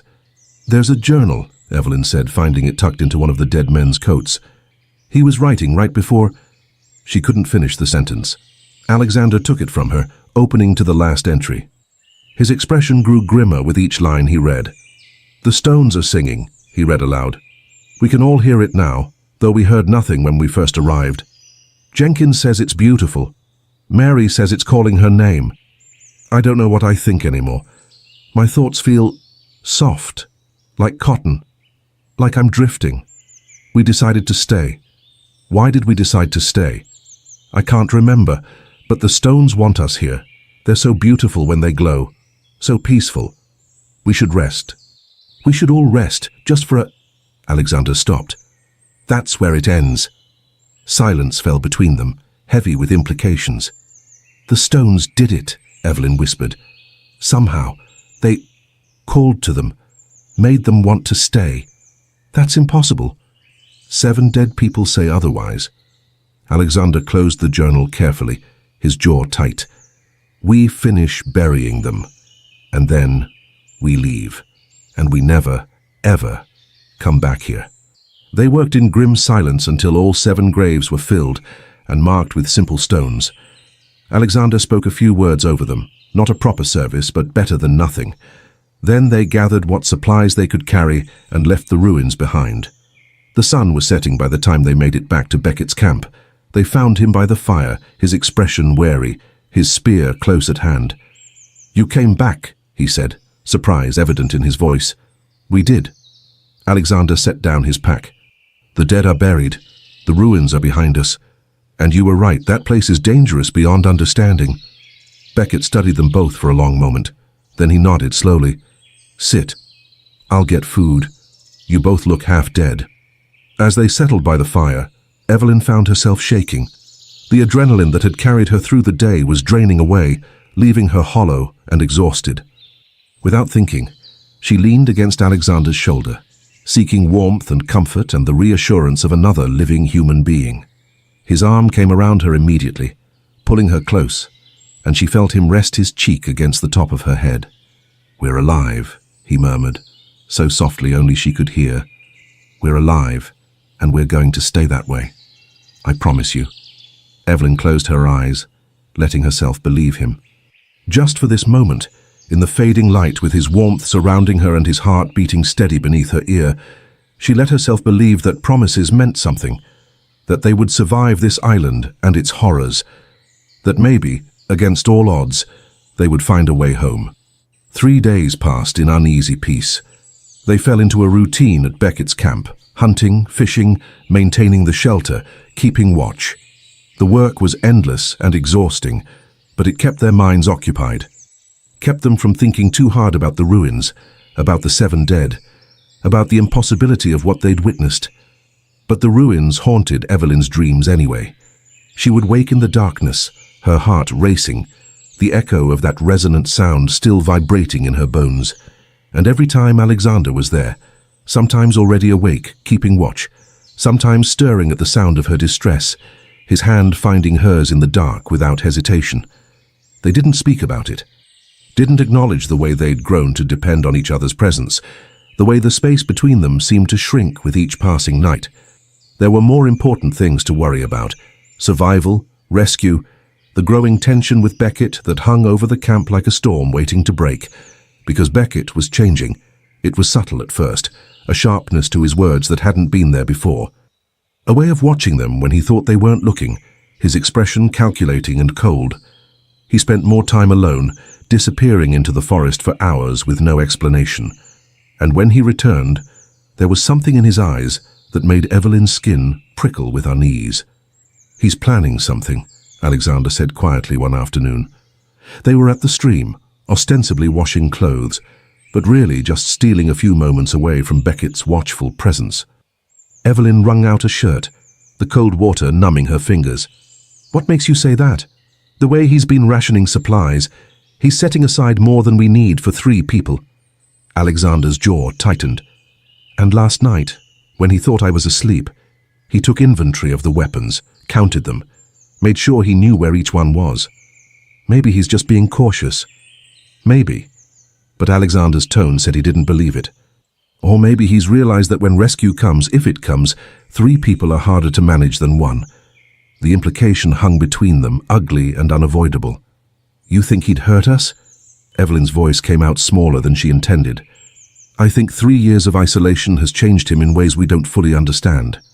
Alexander moved closer, his hand finding hers beneath the water. "And I think we need to be prepared for the possibility that our interests and his are no longer aligned." His thumb traced circles on her palm, a gesture that had become familiar over the past days. Comforting, intimate in a way that had nothing to do with survival and everything to do with the way her heart skipped when he looked at her. "We could leave," she said quietly, "build our own camp, away from him. And lose his knowledge of the island? His resources?" Alexander shook his head. "That's a death sentence. We don't know enough yet to survive on our own." "Then what do we do?" His eyes met hers, grey and storm-dark and completely serious. "We learn, we watch, we prepare, and when the time comes to make a choice..." He paused, his grip tightening on her hand. "We choose each other." The words hit her like a physical blow. Choose each other. Not survival at any cost. not the cold pragmatism that Beckett preached, but each other. "Alexander," she started, her voice thick with emotions she didn't know how to name. A shout from the direction of camp cut her off. They were on their feet instantly. Alexander already moving, positioning himself between Evelyn and whatever danger might be coming. But it was only Beckett, crashing through the undergrowth with wild eyes and a grin that was all teeth. "Ship," he gasped. "There's a ship on the horizon." Time seemed to stop. "What?" Alexander demanded. "Are you certain?" "As certain as I've been about anything in 3 damned years." Beckett was already turning, running back toward camp. "It's far out, but if we can signal them, if we can get a fire going large enough—" They ran. Camp was chaos as they threw together everything that would burn, dragging it to the highest point they could reach, a rocky outcropping that overlooked the western beach. The sun was already beginning its descent toward the horizon, painting the sky in shades of orange and gold, and there, silhouetted against the light, was a ship. Small, distant, but undeniably real. "The signal fire," Alexander barked, already striking flint to tinder. "Everything we have now." They piled wood and dried grass and anything else that would create smoke onto the growing flames. The fire caught and spread, hungry and hot, sending a column of black smoke rising into the evening sky. Evelyn found herself praying, actually praying, for the first time since her father's death. "Please, please see us, please." "They're not changing course," Beckett said after several agonizing minutes. His voice had gone flat. "They haven't seen us." "They will," Alexander insisted. "We just need the smoke thicker." More wood. They fed the fire until Evelyn's arms ached and her lungs burned from the smoke. The column rose higher, darker, a beacon against the sunset, but the ship continued on its steady path across the horizon, neither slowing nor turning. "Wave something," Evelyn gasped. "Something light-colored that will catch their eye." Beckett tore off his shirt, already faded and pale, and waved it frantically. Alexander did the same. Evelyn used her shawl, the fabric snapping in the wind. All 3 of them shouted themselves hoarse, knowing the sound would never carry but unable to stop themselves. The ship sailed on. Slowly, inexorably, it moved across their line of sight. And then, as the sun touched the water, it disappeared beyond the curve of the horizon. Gone. The silence that followed was absolute. Evelyn sank to her knees, her shawl falling from nerveless fingers. She'd been so certain, so sure that rescue had finally come. The disappointment was a physical pain in her chest, crushing and complete. Beside her, Alexander stood rigid, his hands clenched into fists, his face a mask of barely contained emotion. And beyond him, Beckett. Beckett was laughing. It started as a chuckle, low and bitter, then grew until it echoed off the rocks. He bent double with it, gasping, tears streaming down his face. "Stop!" Alexander ordered, his voice dangerous. "Stop laughing." "Why?" Beckett managed between gasps. "It's funny, don't you see? 3 years I've been here, and the very moment someone else shows up, a ship appears, but not close enough, never close enough. It's like the island is mocking us, showing us what we can't have. That's enough." Alexander moved toward him, menacing. "Get control of yourself." "Or what?" Beckett straightened, his laughter cutting off as abruptly as it had started. His eyes were wild, feverish. "Or you'll shoot me with your single-bullet pistol. You'll fight me? Win or lose, what does it matter? We're trapped here forever, just like the others." "What others?" Evelyn asked, finding her voice. Beckett turned to her, and the look on his face made her blood run cold.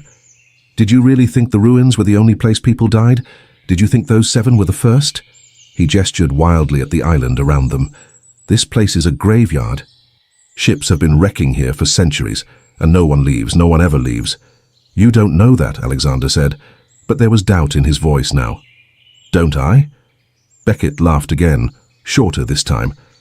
"I found evidence, Your Grace. Camps that were abandoned decades ago, bodies that had been there so long they were nothing but bones. Journals in languages I couldn't read, but whose final entries all said the same thing: despair, madness, death." He reached into his pocket and pulled out something small, holding it up to the fading light. A ring. Gold and tarnished, but with a crest still visible on its surface. This belonged to a duke too. Found it in a cave on the southern shore, clutched in the hand of a skeleton wearing the remains of very fine clothes. Beckett's smile was terrible. I wonder if he was as noble as you, if he tried as hard to save everyone, if it made any difference in the end. Alexander took a step back, and Evelyn saw something she'd never seen in him before.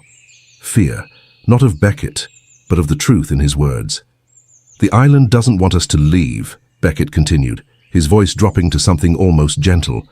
"It wants us to stay, to become part of it, and the sooner you accept that, the sooner you can stop fighting and just let go." "No." Evelyn pushed herself to her feet, her legs shaking, but her voice steady. "No, I don't accept that. I refuse to believe we're meant to die here. Why?" Beckett turned those fever-bright eyes on her. "Because you're special? Because you're a lady and he's a duke, and surely fate wouldn't be so cruel to people of your station?" His laugh was bitter. "The island doesn't care about titles. It doesn't care about nobility or courage or love. It just takes what it wants." "Then let it try."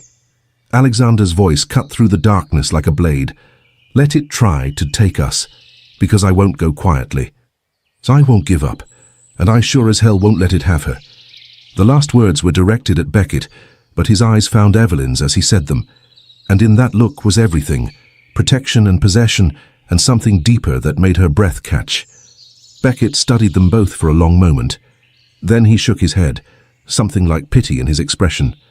"Then you'll die fighting," he said quietly, "and I'll bury you next to all the others who thought they were different, who thought they could beat the island through sheer force of will." He turned and walked away, disappearing down the path toward camp, leaving them alone on the outcropping with the dying fire and the empty horizon. Evelyn felt Alexander's arm come around her, pulling her close.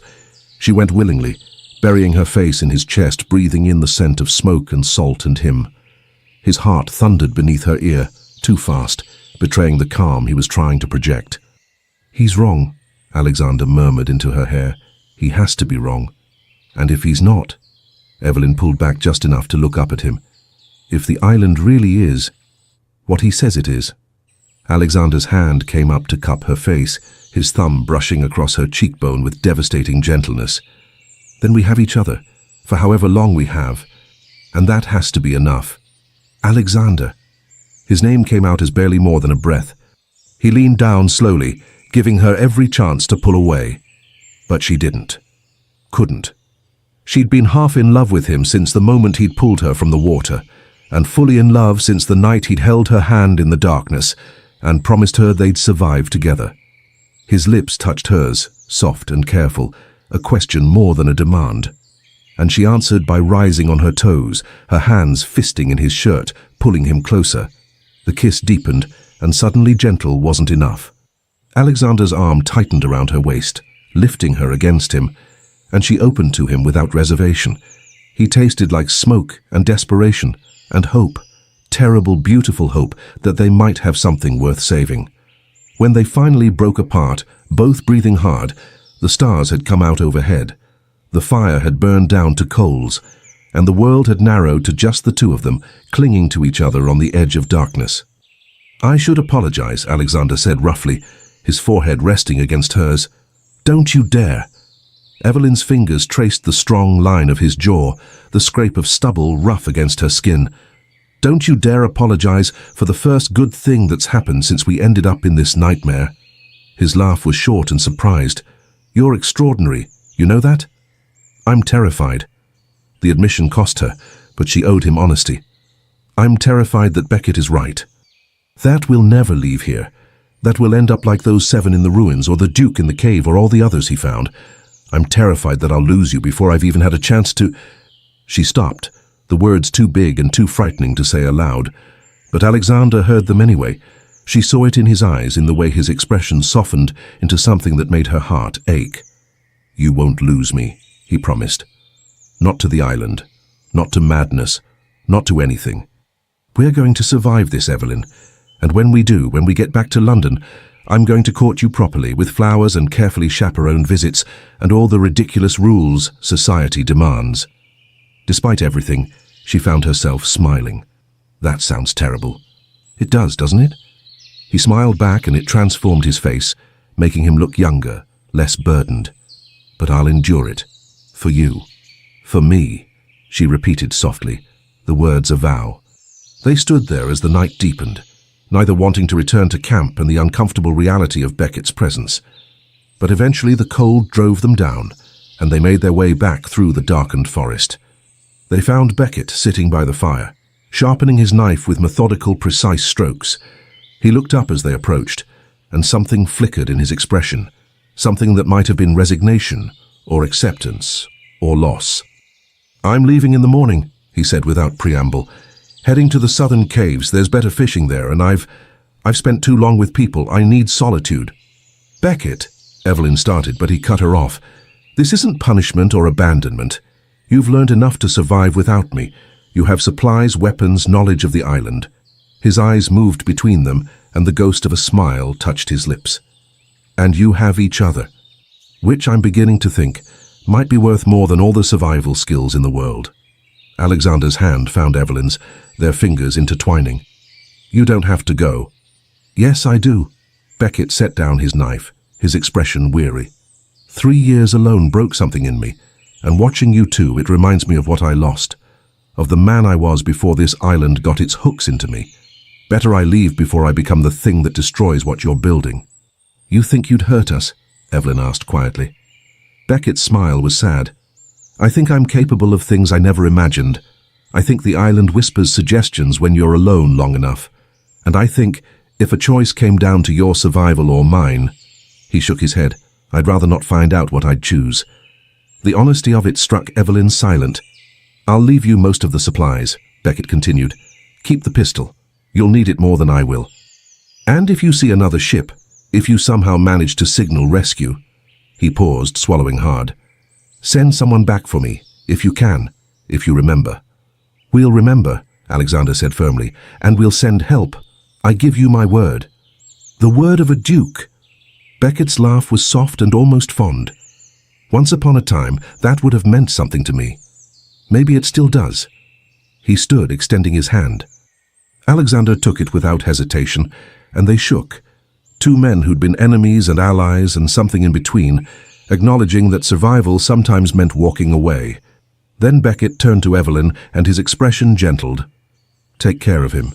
He's too noble for his own good. It'll get him killed if someone doesn't watch his back." "I will," she promised. "And you," he said to Alexander, "take care of her. She's stronger than she looks, but strength has limits. Don't let the island find hers." "Never," Alexander vowed. Beckett nodded once, then moved to his sleeping area to gather his things. Within the hour, he was gone, disappearing into the darkness with nothing but a spear and a pack, and 3 years of hard-won knowledge. Evelyn and Alexander stood at the edge of camp, watching the forest swallow him whole. "Do you think he'll be all right?" Evelyn asked. "I don't know." Alexander's arm came around her shoulders, and she leaned into his warmth. "But I think he needed to go. Needed to find whatever peace this island will allow him." They returned to the fire, banking it for the night, moving through the familiar routine of preparing for sleep. But everything felt different now. The camp was theirs. The island was theirs. And the future, terrifying and uncertain and impossible, was theirs to face together. When they settled into the shelter, there was no pretense of distance. Evelyn curled against Alexander's side, her head on his chest, his arms secure around her. And for the first time since the shipwreck, she felt something close to safe. "Tell me something," she murmured into the darkness. "Something from before. Something good." Alexander was quiet for a moment, his fingers playing idly with her hair. "My brother," he said finally. "James. He was 3 years younger than me and absolutely fearless. When we were boys, he convinced me to steal our father's best horses and race them across the estate. We nearly killed ourselves, and the horses, but God, it was glorious." Evelyn smiled, imagining it. "What happened to him?" "Waterloo. He was a lieutenant, led a cavalry charge against French artillery." Alexander's voice had gone rough. "They said he died instantly. I hope that's true. I hope he didn't suffer. I'm sorry." "So am I." He pressed a kiss to the top of her head. "He would have liked you, would have said I was too serious and you were exactly what I needed." "Was he right?" "Yes." The answer came without hesitation. "God help me, yes." Evelyn tilted her head back, finding his face in the darkness. I was wrong about you, you know.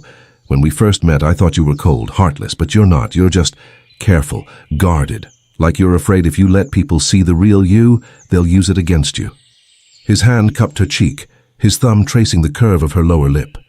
"And you're too brave for your own good, too reckless, like you're trying to prove you're not the delicate lady everyone expects you to be." "Maybe I am. Then we're both playing roles." He leaned down, his breath warm against her mouth, but not with each other, not anymore. The kiss was different this time, slower, deeper, full of promise and longing, and all the things they couldn't say aloud. When they finally broke apart, Evelyn's heart was racing and her skin felt too hot despite the cool night air. "We should sleep," Alexander murmured, but made no move to pull away. "We should," Evelyn agreed, but her fingers traced patterns on his chest, feeling the strong, steady beat of his heart. They lay tangled together in the darkness, neither quite sleeping, neither quite awake, aware of each other in every breath, every shift, every moment. And outside the island whispered through the trees, watching, waiting, hungry. The days after Beckett's departure blurred together in a rhythm of survival and discovery. Without his presence, the camp felt both emptier and more intimate. Evelyn and Alexander worked side by side, learning through trial and error what Beckett had tried to teach them. They caught fish in nets woven from stripped vines. They foraged for edible plants, making mistakes that left them sick, but wiser. They reinforced the shelter against the afternoon rains that came with increasing frequency. And through it all, they grew closer. Not just in proximity, though there was that too, the way their hands would brush while working, the way they'd sit near enough that their shoulders touched by the fire, the way they'd fall asleep tangled together each night as if afraid to let go. But something deeper, a knowing that came from seeing each other at their worst and choosing to stay anyway. Evelyn learned that Alexander talked in his sleep, muttering orders to men long dead, calling his brother's name with a desperation that broke her heart. She learned that he was methodical to a fault, checking and rechecking their supplies each morning as if the count might have changed overnight. She learned that when he smiled, truly smiled, not the cold mask he'd worn in London, his entire face transformed into something beautiful. Alexander learned that Evelyn sang while she worked, quiet melodies her father had taught her, her voice clear and sweet in the forest silence. He learned that she was stubborn beyond reason, refusing to quit even when her hands bled from weaving nets or her legs trembled from climbing for fruit. He learned that when she was frightened, she went very still and very quiet, as if making herself small might protect her from whatever threatened. And they learned that the island was watching them always. It was subtle at first, sounds that shouldn't be there, whispers when the wind was still, footsteps that had no source, shadows that moved wrong, slipping between trees with impossible speed. The feeling of being observed, constant and oppressive, raising the hair on the back of their necks. "Do you feel it?" Evelyn asked one afternoon as they worked to expand their food stores. They were smoking fish over a low fire, a technique Alexander had finally mastered after several charred attempts. "The watching?" He didn't look up from the fish he was turning. "Yes, every moment. It's getting stronger." She wrapped her arms around herself despite the heat, like the island is, I don't know, waiting for something. Alexander's jaw tightened. "Beckett said the island wants us to stay. Maybe it's testing us, seeing if we'll break like the others did. And if we don't break, then we survive." He finally looked at her and the intensity in his eyes made her breath catch. "We survive, and we get off this island, and we live. Together. That's not negotiable." The certainty in his voice should have reassured her, but Evelyn couldn't shake the feeling that the island had other plans. That night, the dreams came. Evelyn found herself standing in the ruins, though she knew she was asleep, knew this couldn't be real. The stones glowed with that same sickly green light, and the carvings moved, actually moved, writhing across the surface like living things. And the voice. Oh God, the voice. It spoke directly into her mind, bypassing her ears entirely. The language was nothing she recognized, but somehow she understood it anyway. It promised things, beautiful things, peace, rest, an end to struggle and fear, and the constant exhausting work of survival. All she had to do was stay. All she had to do was stop fighting. All she had to do was let go. "No," she heard herself say, though her lips didn't move. "No, I won't." The voice grew angry then, the ruins shaking, the light flaring brighter. It showed her images. Alexander dead, his body broken on the rocks. Herself alone, starving, going mad with isolation. The two of them fighting, turning on each other like animals, destroying the thing they'd built in blood and desperation. "None of that is real," she insisted, though terror clawed at her throat. "You're trying to break me, but I won't let you." The ruins exploded outward, stone fragments flying, and she was falling, falling, falling. She woke with a gasp, her body rigid with fear. Strong arms immediately surrounded her, and Alexander's voice cut through the panic. "I'm here. You're safe. I have you." Evelyn clung to him, her heart hammering against her ribs. "The ruins. I was there. It spoke to me." "I know." His hand stroked her hair, soothing. "I heard you talking in your sleep, arguing with something. It wanted me to give up, to stay here forever." She pulled back enough to see his face in the darkness.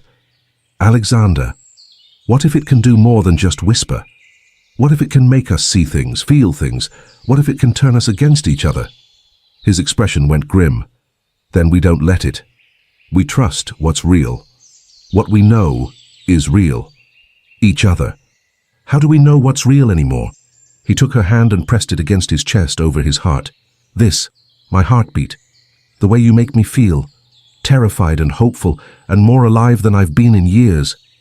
That's real, Evelyn. Whatever the island does, whatever it shows us, that truth doesn't change." Tears pricked her eyes. "Promise me something.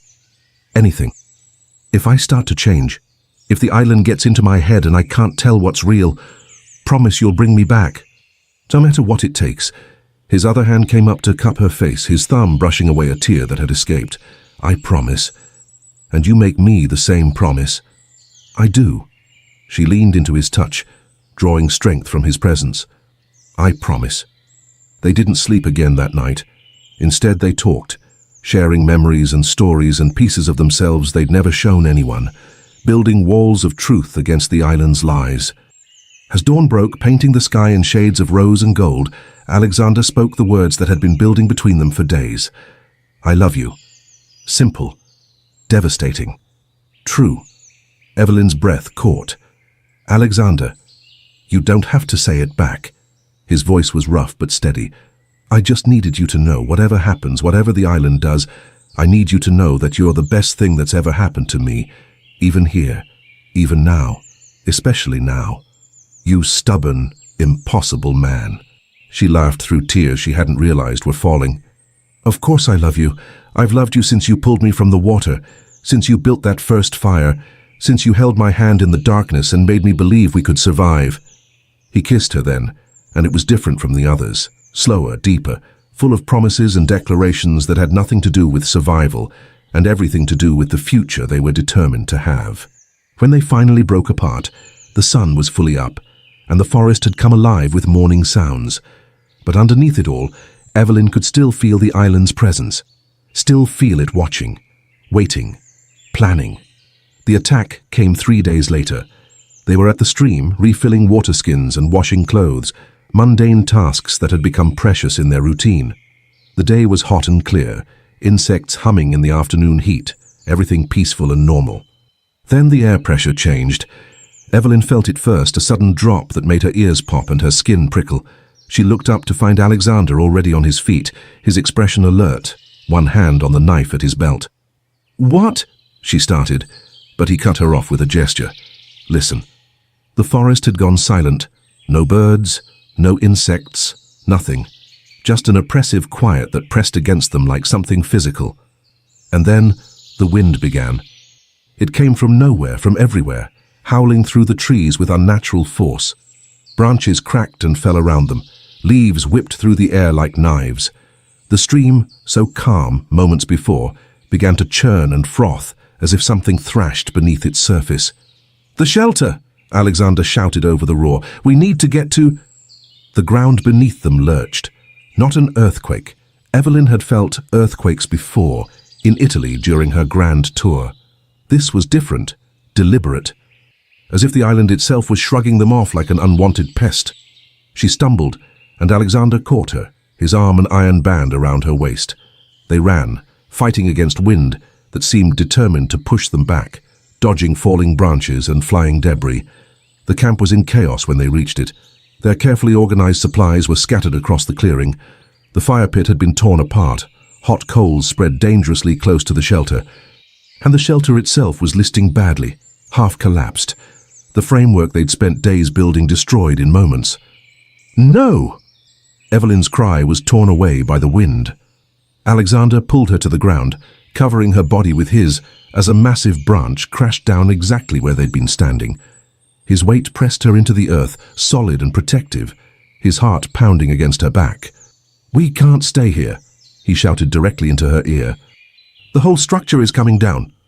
Where do we go?" Good question. The wind was too strong to head for the beach. The forest was raining branches, and the ruins, no, never the ruins. "The caves!" Alexander hauled her to her feet, keeping himself between her and the worst of the wind. Beckett mentioned caves on the western cliffs. They should provide shelter. They gathered what they could, the pistol, some food, water skins, blankets. Then they abandoned everything else and ran.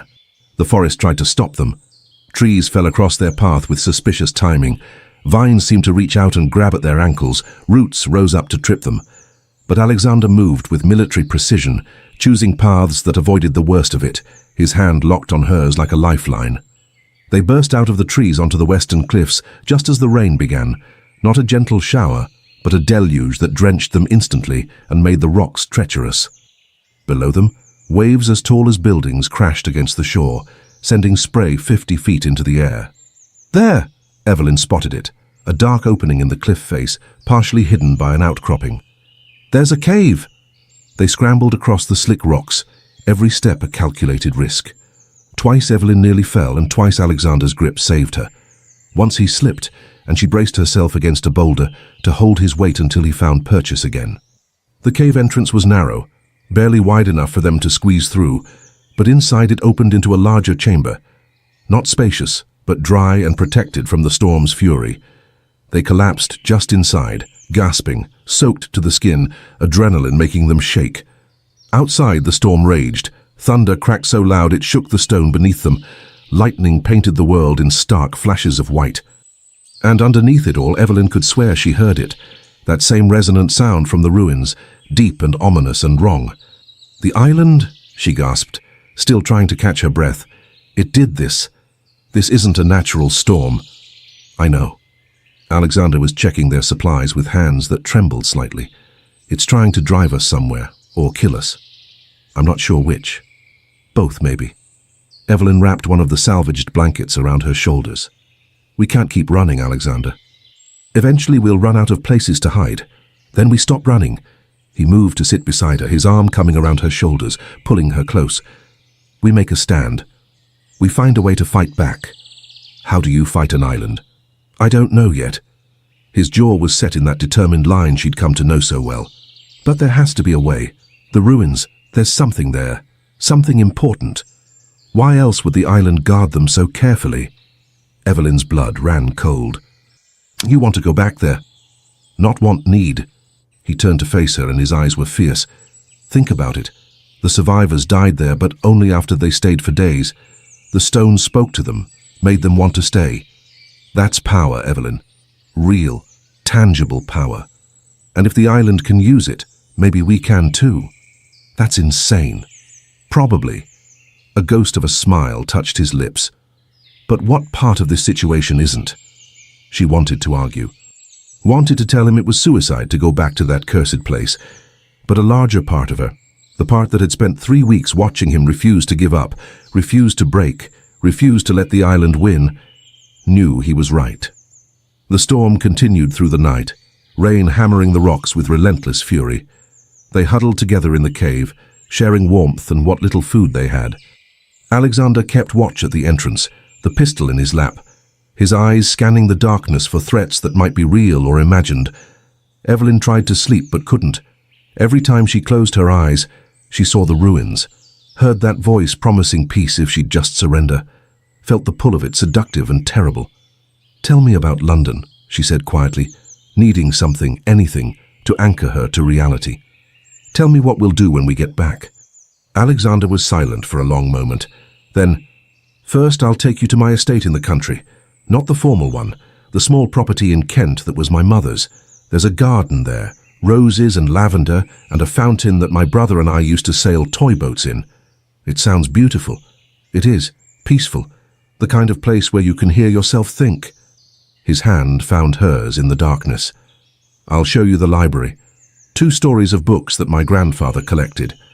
And the music room where my mother used to play piano.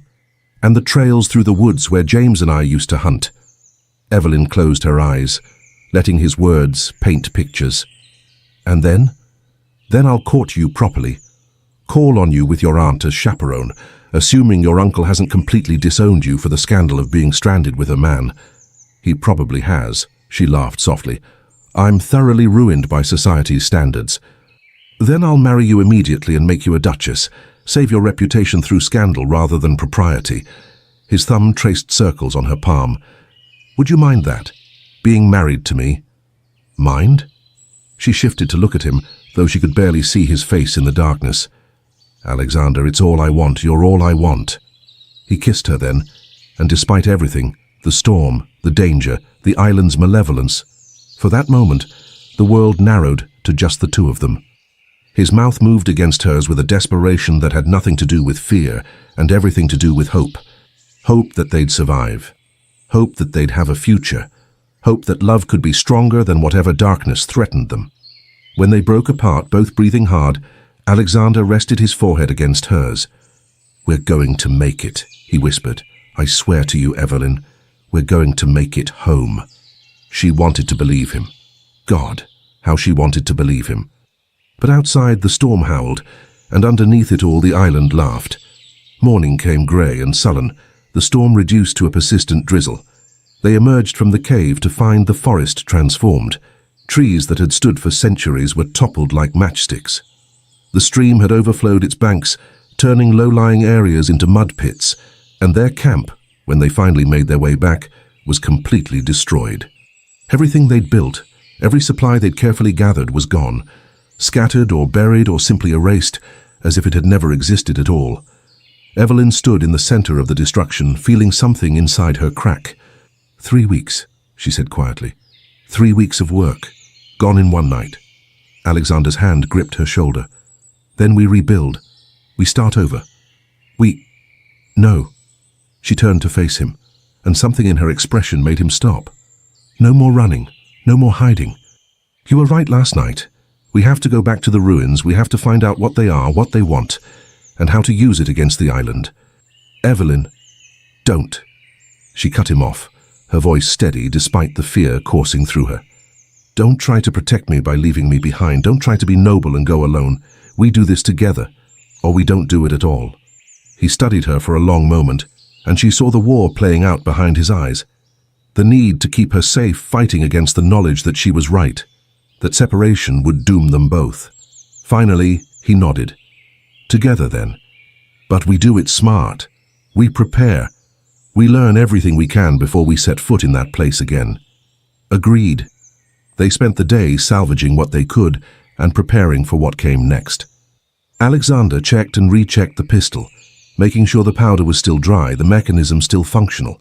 Evelyn gathered plants she'd learned had protective properties, probably useless against whatever supernatural force guarded the ruins, but it made her feel like she was doing something. As the sun began its descent toward the horizon, they stood at the forest's edge, looking toward the northeast, where the ruins waited. "Last chance to change your mind," Alexander said quietly. Evelyn took his hand, lacing their fingers together. "Not a chance. Then let's go face whatever the island has in store." Together they walked into the forest, toward the ruins and the answers they contained, neither knowing if they would return, but knowing at least that they wouldn't die alone. The ruins looked different at dusk. The stones seemed to absorb the fading light rather than reflect it, creating pools of shadow that were too dark, too deep.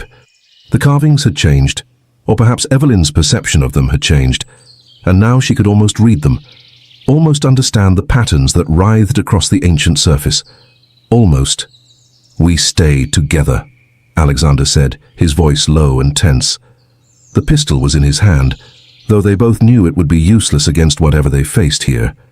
No matter what we see or hear, we don't separate. Understood? Understood. Evelyn's fingers tightened on the knife Beckett had given her. The blade felt small and inadequate, but its weight was reassuring. They entered the stone circle as the last light bled from the sky. The moment they crossed the threshold, the world changed.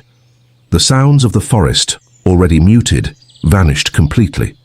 The air grew thick, pressing against them like something tangible, and the stones began to hum, a low vibration that Evelyn felt in her bones more than heard with her ears. "Do you feel that?" she whispered. "Yes." Alexander's jaw was tight, his eyes scanning the ruins with military alertness. "Stay close to me." They moved deeper into the circle, toward the central chamber where the 7 survivors had died. The graves they'd dug were still there, undisturbed, the stones they'd used as markers exactly where they'd placed them. But in the center where the fire pit had been, something new waited. A stone altar that Evelyn would swear hadn't been there before. Smooth black rock, waist-high with more of those impossible carvings covering every surface. And on its center, as if placed deliberately for them to find, lay a book. Not a journal or a sailor's log, but something older. The leather binding was cracked with age, the pages yellowed and fragile, and when Alexander reached for it, his hand trembling slightly, the moment his fingers touched the cover, light exploded through the ruins. Not the sickly green glow from before, but pure white brilliance that seared itself into Evelyn's vision. She cried out, throwing up her arm to shield her eyes, and felt Alexander's hand grip hers with bruising force. And then the voice came. Not the seductive whisper from her dreams, but something vast and ancient and utterly inhuman. It spoke directly into their minds, bypassing language entirely, pouring knowledge and memory and terrible understanding into them like water into vessels too small to contain it. Evelyn saw the island's history unfold in flashes. A civilization thousands of years ago, building the ruins as a temple to something they worshipped and feared in equal measure. A gateway between worlds, between life and death, between what was and what could be. Rituals performed under blood moons, sacrifices made willingly by those who believed it would grant them immortality. And it worked, after a fashion. Their consciousness bound to the island itself, preserved but twisted, hungry for the warmth and life and humanity they'd surrendered. Ships drawn here over centuries, by currents that shouldn't exist. Survivors who thought they'd found refuge, only to discover they'd found a prison.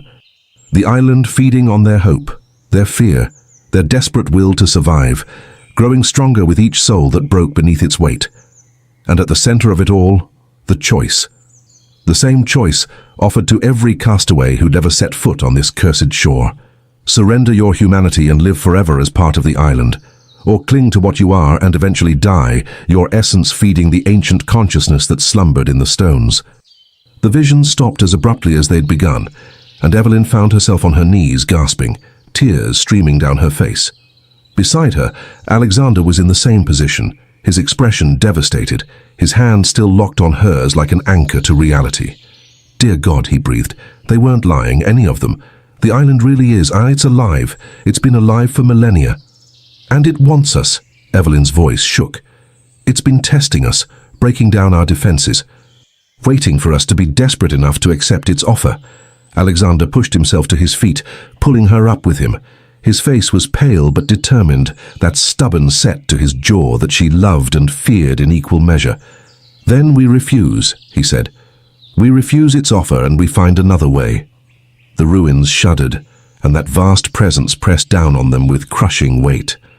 The stones began to glow again, brighter and brighter, and the humming grew to a roar that threatened to split their skulls. "There is no other way." The words weren't spoken, but felt, reverberating through every cell of their bodies. "You will choose. All who come here choose. Surrender or starve, submit or suffer, become part of us or become nothing." "No!" Evelyn shouted into the maelstrom of light and sound. "There's always another way, we'll find it. Will you?" And suddenly the light coalesced, taking shape before them. Not a physical form, but an impression of presence. Something vast and hungry and infinitely patient, regarding them with interest that was almost clinical. "Your love so bright, so rare, so delicious." The words dripped with sick satisfaction, and Evelyn felt Alexander's hand tighten on hers to the point of pain. "We have watched you, tested you, the storm, the ruins, the despair, everything designed to break you apart, but you remain together, fascinating." "Get out of my head," Alexander growled, raising the pistol, though both of them knew it was useless. "Get out, or I'll—" "You'll what? Shoot us? We are the island. We are the stones and the trees and the very ground beneath your feet. You cannot kill us. You cannot escape us. You can only choose." The presence shifted, and suddenly Evelyn could see it. Really see it. Not one consciousness, but hundreds, thousands, all the souls that had surrendered to the island over the centuries. Their individuality eroded until they were nothing but hunger and malice and the hollow echo of what they'd once been. "Look upon us and see your future. Join us and your love will last forever. Refuse and it will die with your bodies. Which do you choose?" Evelyn looked at Alexander and saw her own horror reflected in his eyes. This was the trap. Not death, but immortality without humanity. An eternity of existence, but not life, bound to this place, feeding on future castaways the way these ancient souls fed on them now. "No," she said quietly. "Neither. We choose neither. There is no third option. Then we make one." Alexander's voice was steady despite the tremor in his hands. "You say we can't escape. You say we can't kill you. But you're here, bargaining with us, which means you want something. Which means you're not as all-powerful as you pretend." The presence recoiled slightly, and for the first time Evelyn felt something from it that might have been uncertainty. "Careful, Duke. Your arrogance isn't arrogance if it's true." Alexander pulled Evelyn closer, his arm around her waist, his body positioned protectively between her and the presence. "You feed on souls, on consciousness, on the life force of those who die here. But we're still alive, still fighting. Which means you haven't won yet. Which means there's a way out you're not telling us about."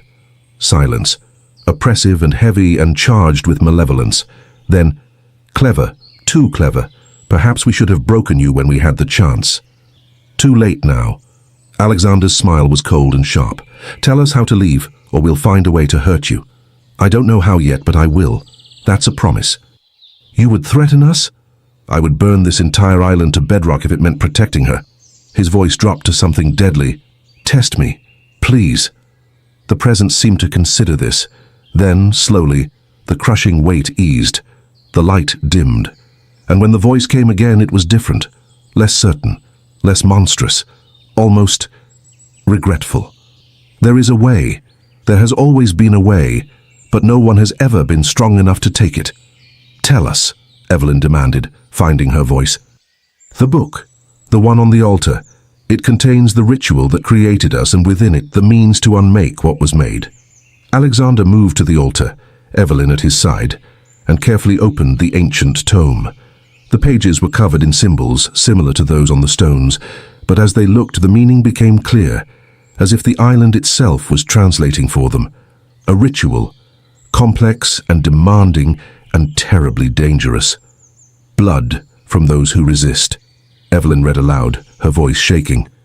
"Offered freely at the place of power, spoken words to sever the binding between stone and soul.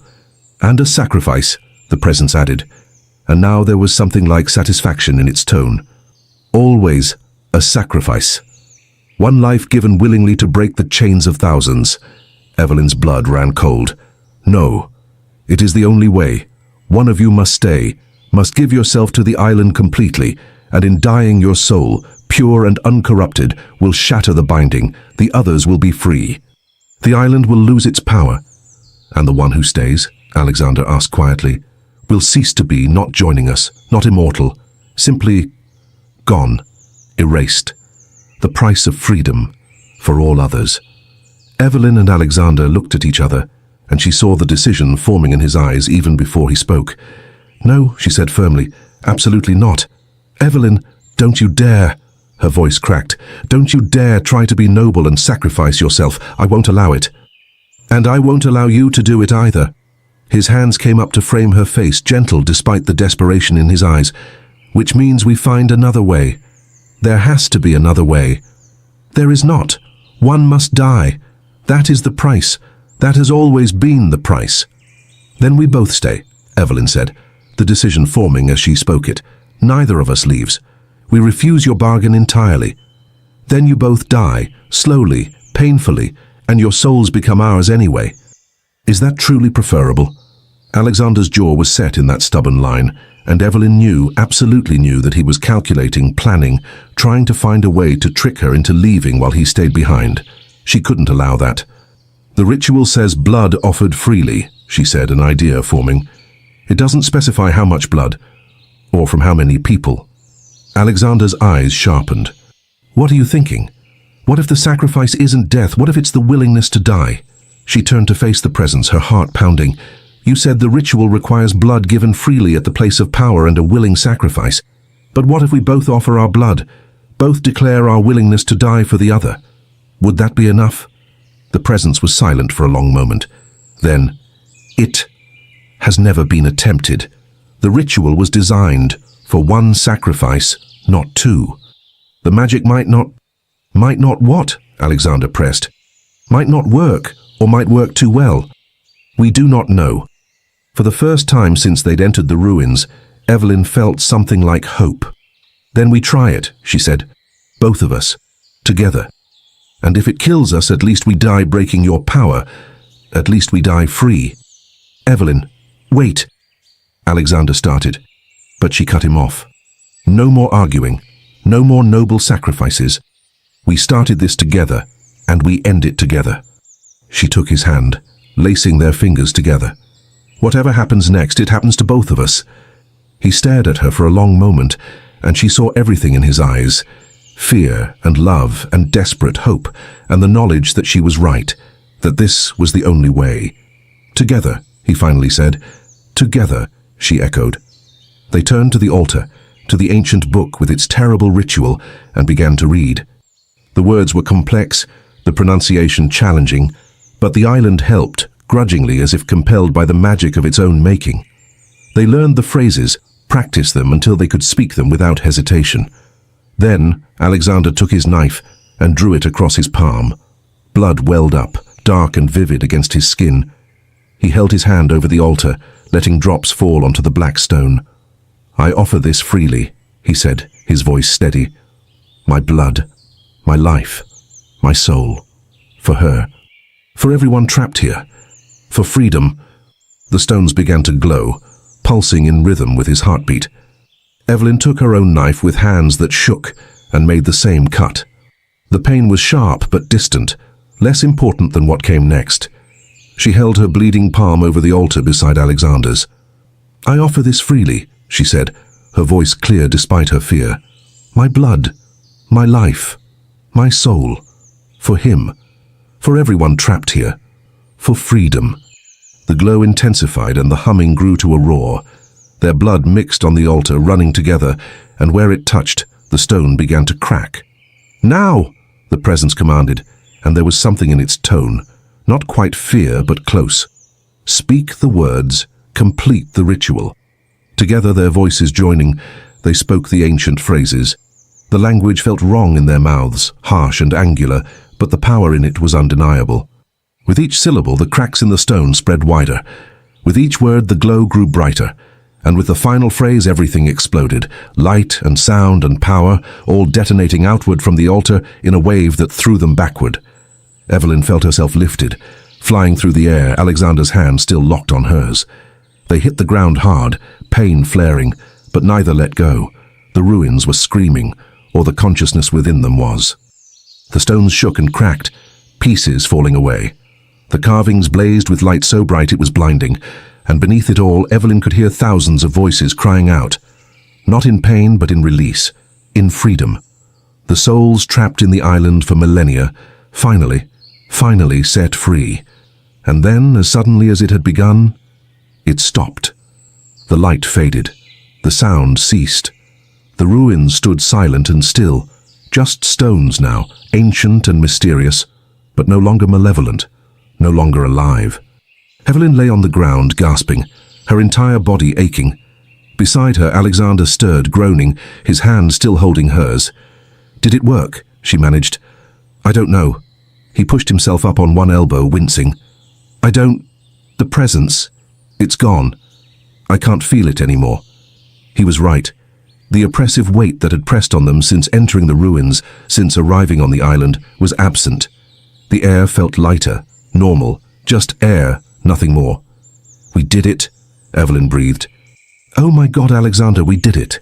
He pulled her up and into his arms, holding her so tightly she could barely breathe. But she didn't care. She clung to him just as fiercely, her face buried in his chest, tears streaming down her face. I thought we were going to die, she sobbed. I know. He was shaking too, she realized. This impossible, stoic man was trembling in her arms. But we didn't. We're alive. We're free.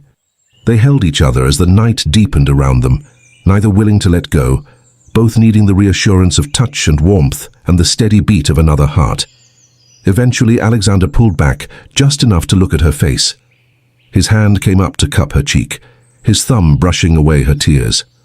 Marry me, he said. Evelyn laughed, actually laughed, the sound coming out slightly hysterical, but genuine. You already asked me that. In a cave, remember? I'm asking again. Here, now. With the island's curse broken and our future ahead of us. His eyes were serious, intense in the moonlight. Marry me, Evelyn. Make me the happiest man alive. Let me spend the rest of my life proving I deserve you. You stubborn, impossible, wonderful man. She pulled him down and kissed him, pouring everything she felt into it. Love and relief and hope and promise. Yes, 1,000 times yes. They kissed until the moon rose high overhead, until the stars came out in numbers Evelyn had never seen before, until the forest came alive with sounds that were natural and beautiful and no longer threatening. Finally, exhausted and happy and free, they made their way back through the forest toward their destroyed camp. They would rebuild, they would survive, and eventually, rescue would come, because the island's power to draw ships here, to trap and torment, was broken now. As they walked hand in hand through the moonlit forest, Evelyn felt something she hadn't allowed herself to feel since the shipwreck. Peace. 6 weeks later, a ship appeared on the horizon. This time, it saw their signal fire. This time, it changed course. And this time, when the longboat launched from its side, Alexander and Evelyn stood on the beach, holding hands, ready to finally go home. The sailors who came ashore found them tanned and lean and different from the aristocrats who'd boarded a merchant vessel 3 months before.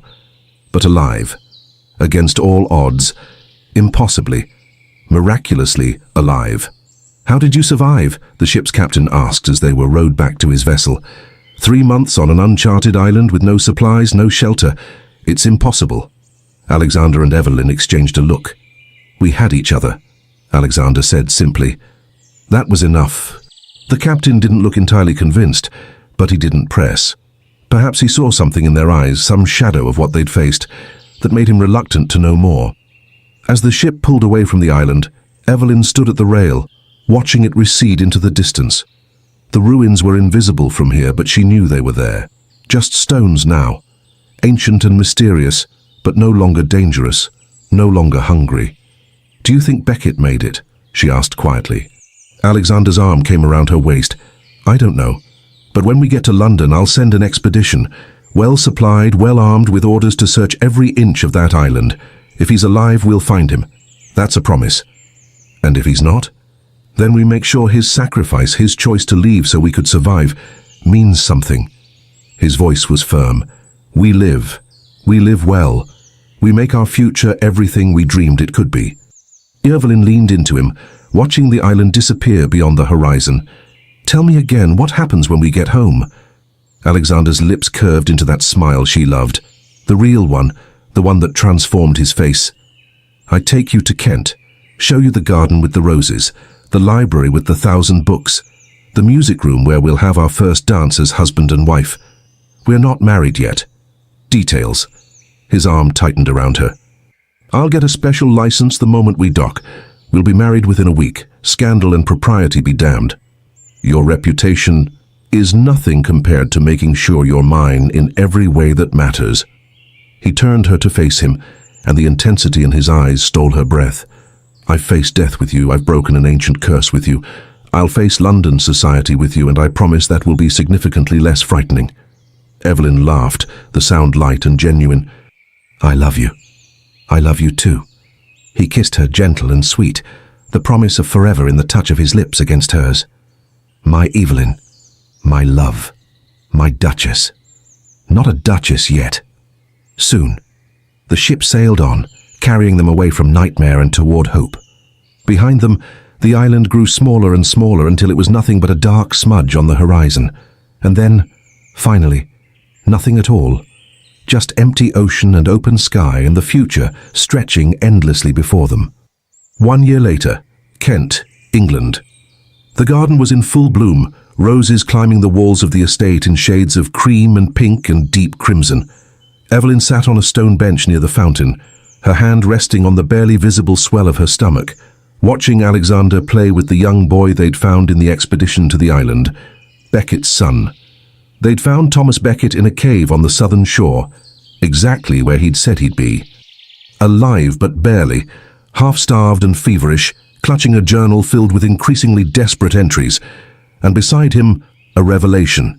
A child, perhaps 5 years old, the son of a woman who'd been stranded with him years before. The woman hadn't survived, but the boy had, and Becket had kept him alive through sheer force of will. They'd brought them both home. Becket was recovering, slowly, painfully, his mind scarred by isolation, but healing in the safety of Alexander's estate.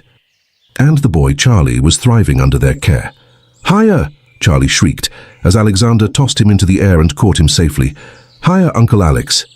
"Any higher and you'll fly away," Alexander laughed, but he tossed him again anyway, the boy's delighted squeals echoing through the garden.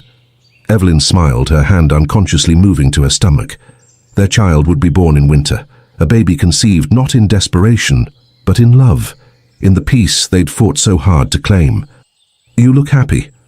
She glanced up to find Becket standing nearby, leaning on a cane, his expression softer than she'd ever seen it.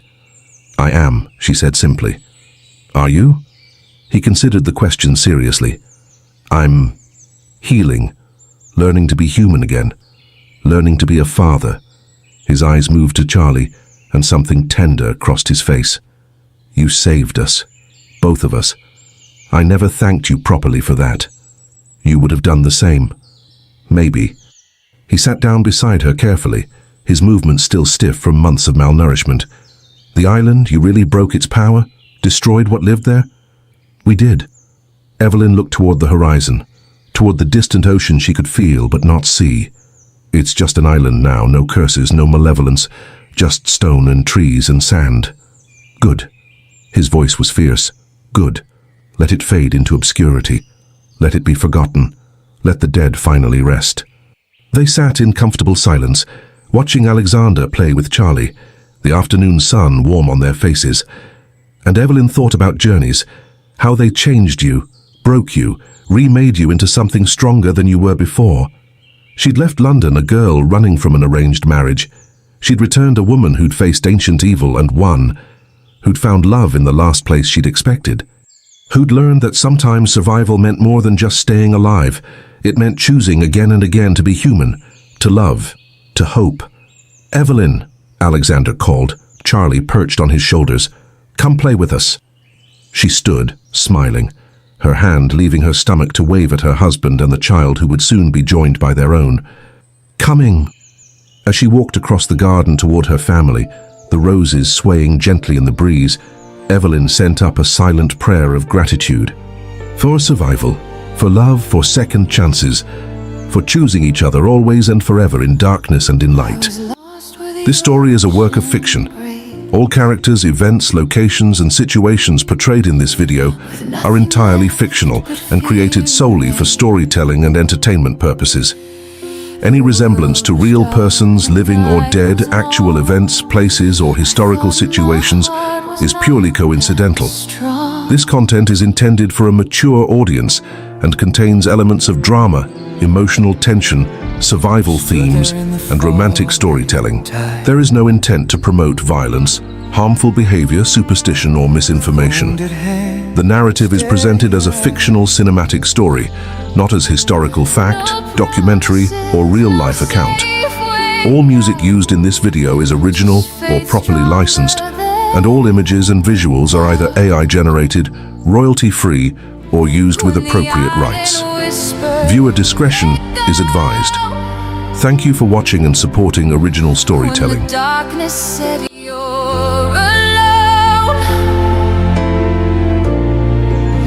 You held my hand and said my name, and the fear was never the same.